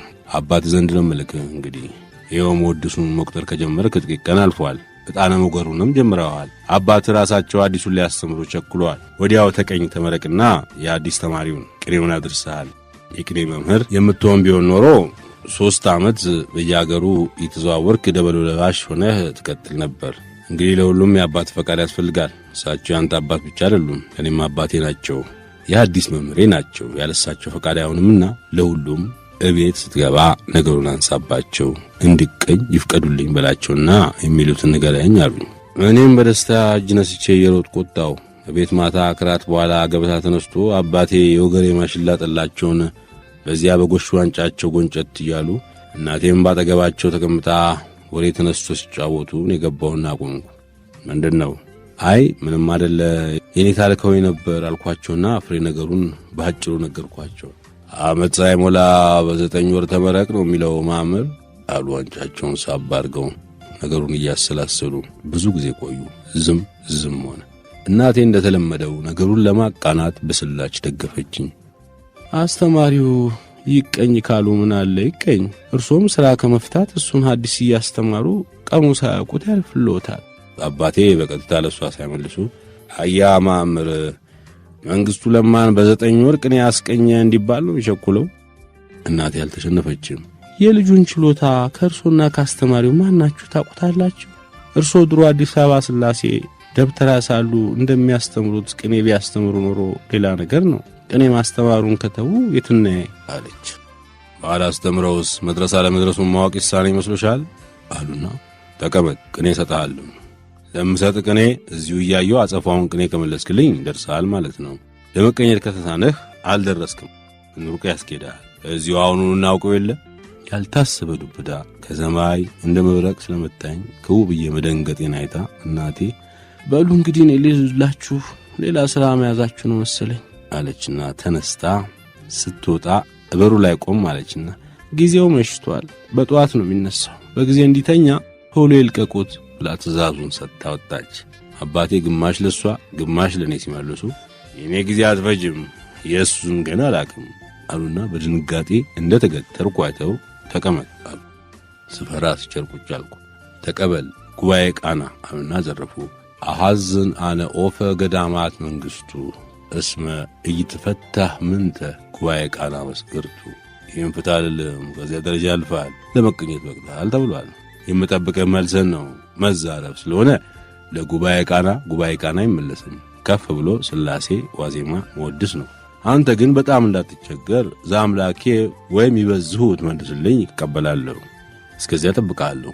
ሲደርስልን ገረኛሉና ጠላቸውን በረጅሙ ከተጎኖጩ በኋላ ካቢያቸውን አፍንጫቸው ላይ ሰቅለው እግራቸውን አጣጥፈው በዚያው በግርማቸው በፍጹም ዝምታ ጥቂት ከጠበቁ በኋላ መልሱን አጸፋውን ቅኔ ሳሰጥ መተኛት የለም፣ እኔም አልተኛ አንተም አትተኛ፣ እናነጋታለን አሉ። በዝምታ ጥቂት ቆይተው የማታ ጸሎታቸውን ዝቅ ባለ ድምፅ መድገም ጀመሩ። እኔ ጉዴ ፈልቶ በታላቅ ጭንቀት ላይ ነው የምገኘው። ድንጋጤና ፍርሃት አልፎ ጭንቀት ገባው። እዚያም እንደ መደንዘዝ አድርጎ ልዩ ተመስጦ ይዞኝ ወደ ሌላ ነገር ወሰደኝ። እዚያ ላይ ስደርስ አንዲት ትንሽ የተስፋ ጭላንጭል በዚያ በጨለማ ታየች። በጉባኤ ቃናው አባቴ ያሉት ፍሬ ነገሩ እኔ ለበረሃ ወፍ ለመንግስቱ አዝንለታለሁ፣ የተያዘበት ወጥመድ ጉባኤ ቃና ምን አይፈታምና የሚል ነው። ወፍና ወጥመድ ሰሙ መንግስቱና ጉባኤ ቃና ወርቁ መሆኑ ነው። ይሄም ሲተረጎም አንድም መንግስቱ ለማ ከቅኔ ወጥመድ ገብቶ ማምለጥ አቅቶታል ማለት ነው። አንድም ደግሞ መንግስቱ ለማ የሚቀኘው ቅኔ እጅና እግሩ የማይታወቅ ፍቺ የሌለው ምስጢር የጎደለው ነው ማለት መሆኑን ተገነዘቡ። ያም ሆነ ያ ነቀፋ ነው፣ ቀጥታ ስድብ ግን አይደለም። ሽማግሌው ይህን የነቀፋ ቅኔ እንዲወረውሩብኝ ያደረጋቸው በ9 ወሬ በቅኔ ልቀኝ ልመረቅ ስላልኩ ለመቀኘት አትችልም፣ ገና ነህ፣ ገና ጉባኤ ቃና ቅኔ እንኳን ከሚገባው ደረጃ አልደረሰልህም፣ ቆያቸኩል ማለት መፈለጋቸው ነው። ስለዚህ እኔ መልስ ለመቀኘት ደርሻለሁ፣ ለመመረጥ በቅቻለሁ፣ ቤት ሞልቻለሁ ማለት ነው። ይህንን በ9 ወሬ ላደርገው ተዘጋጅቻለሁ፣ ጊዜ ማራዘም አያስፈልግም የሚል መሆን እንዳለበት ያኔ ግልጽ ነበር። ያቺ ጭላንጭ ልጄ የሙጥኝ ብዬ ዘአምላኬ ቅኔዋን ለመገጣጠም ቃላቱን እንደያዝኩ እያቀጣጠልኩ በዚያው ዜማውን በልቤ እያዜምኩ በፍጹም ተመስጦ ብዙ ጊዜ ከቆየ በኋላ ጭላንጭሏ ብልጭታው ነችና ብልጭታው ድንገት ቦግ ያለ ብርሃን ሆነና ቅኔዋ ግጥምጥም አለችልኝ። ያውን ባላሰብኩት ባልጠረጠርኩት መንገድ ጊዜው ስለመሸና ከ3 ሰዓት በኋላ አልፎ ወደ 4ቱ ስለተጠጋ እናቴ ከአዳራሹ ክፍል ወደኛ ወዳለንበት እልፍኝ መቁጠሪያዋን ይዛ መጥታ ጸሎቷን እየደጋገመች ነበር። ኩርምት ብዬ ስታየኝ አጠገቤ ቆማለችና አሁንም እዚሁ ነህ አተኛም እንዴ አልመሸብህም ብላኝ መልሴን ሳትጠብቅ የመኝታ ቤቱን በር ከፈተችና ገብታ ዘጋች። አባቴም ጸሎታቸውን አብቅተው ኑሮ አዎ መሽቷል አሉና ጉዳዩን በምን መንገድ እንደሚዘጉ ሲያመነቱ ዛምላኬውን አድርሻለሁ አልኳቸው። ደፍሬ ተደፋፍሬ በላንስማዋ ይታያል ጉዱ የምተነሳውና በዕለቱ የቆጠርኩትን ቅኔ ለየኔታ እንደምነግረው አድርጌ ከፍ ባለ ድምፅ ብሉየ መዋዕል ይተሐስስ ብዝሃ መዋዕል ሀፍረተ ወልድከ መዓዛ ሀፍረተ እስመ መልአ ቤተ ባህቱ ይትንዲድ እንበለት ርአይ ማለቅተ ብዬ የቃላቱን አጣጣል እያሰማመርኩ ያቆላመጥኩ ወጣሁላቸው። እስቲ ድገመው አሉኝ። በቤት ለቤት ስደግምላቸው እሳቸውም አብረውኝ የደገሙት ብለው ጥቂት አሰላስሉና ፍታ አሉ። ፈታውላቸው። የጊዜ ዘመን ሽማግሌ ሆይ የጊዜን የዘመንን ብዛት አትሻ አትፈልግ፣ የሽቱ መዓዛ ልጅህ ቤቱን ሞልቷልና ግን መጨረሻውን ሳታይ አታመስግን አልኩና ስሙን ወራቱን ለይቼ አፍታታውላቸው። ሽማግሌ መቼም እሳቸው አለቃ ለማይሉ ለታሪክ ናቸው። የጊዜ ብዛት ያልኩት ለመቀኛ የሚፈጀውን የጊዜ ርዝመት ነው። የጊዜ ብዛት ርዝመት አያስፈልግም፣ ቆያት በለኝ አሁን ልቀቀኝ ለማለት ነው። በሽቶ መዓዛ የተመሰልኩት እኔው ራሴ ነኝ። ይሄ ጥቅስ ነው። ቤት ሞልቻለሁ፣ ከመወድስ አልፌ ጣነ ሞገር ደርሻለሁ፣ ስለዚህ ልቀቀኝ አሁን ልቀቀኝ ነው። አባቴ ይህን ሁሉ ዝም ብለው ሰሙና ና ብለው ወደ እሳቸው ጠጋ ስል ጠጣ አሉና የጎሽ ዋንጫቸውን ሰጡኝ። ሲጠጡት የነበረው ወፍራም የወገር የማሽላ ጠላ ተጋምሶ ኖሮ የተረፈው ግማሹ ደረሰኝ። እኔም እጅ ነስቼ ተቀብዬ ነጠላዬን እንዳደገደግኩ ቆሜ የጨለጥኩትና ዕቃውን መልሼ በፊታቸው አኖርኩት። ያለ ጥርጥር አባቴ ተደስተዋል። ግን መብራቱ ደካማ ስለሆነ መደሰታቸውን በፊታቸው ላይ ለይቼ ለማየት አልተቻለኝም። ባይደሰቱ ኖሮ ከሚጠጡት የጎሽ ዋንጫ ትራፊውን አይሰጡኝም ነበር። ይህ እሳቸው የቆየ ልማዳቸው ነው። እሳቸው ከአባቶቻቸው ያገኙት ነው። አባቴ ሰው በማመስገን ቃላት አያባክኑም ነበር። ልጅ ወይም አሽከር ደስ የሚያሰኝ የሚያስመሰግን ሥራ ሰርቶ ሲገኝ ከምሳ ወይም ከራት በኋላ ሰርተው የሚጠጡትን ጠላ ከጉሮሯቸው ከጎሽ ዋንጫው እንዲጠጣ አጋምሰው ትራፊያቸውን ነው የሚሰጡት። ከዚያ በላይ ቢበዛ ተባረክ ይባርክ፣ ሌላ ትርፍ ነገር አይጨምሩም። እኔም በዚያ ዕለት የደረሰኝ የዚህ አይነት ዕድል ነበር። ዋንጫውን ስመልስ ነው ተባረክ ይባርክህ ያሉኝ። ቀጥለውም የማመር ተሳስቶ ሊያሳስት ነው ብዬ ነበር የተጠራጠርኩት። በል ለሁሉም ነገ ቤተ ክርስቲያን ከቅዳሴ ውጭ ሳገኘው አነጋግረዋለሁ፣ መሽቶብሃልና ተኛሉ ይላሉ መንግስቱ ለማ በግለ ታሪካቸው። ይቀመጣል እንዳደራ ሰው ደግም ሰራ ክፉም ሰራ። አብዬ መንግስቱ ለማ በተወለዱ በ64 ዓመታቸው በ1980 ዓመተ ምህረት ነበር ከዚህ ዓለም በሞት የተለዩት። የዛሬን አበቃን። ሳምንት ሌላ ባለውለታችንን እናስባለን። አብራችሁን ስለቆያችሁ እናመሰግናለን። ሌሊቱ ሰላማዊና የተባረከ ይሁንላችሁ። ኢትዮጵያ ለዘላለም ትኑር።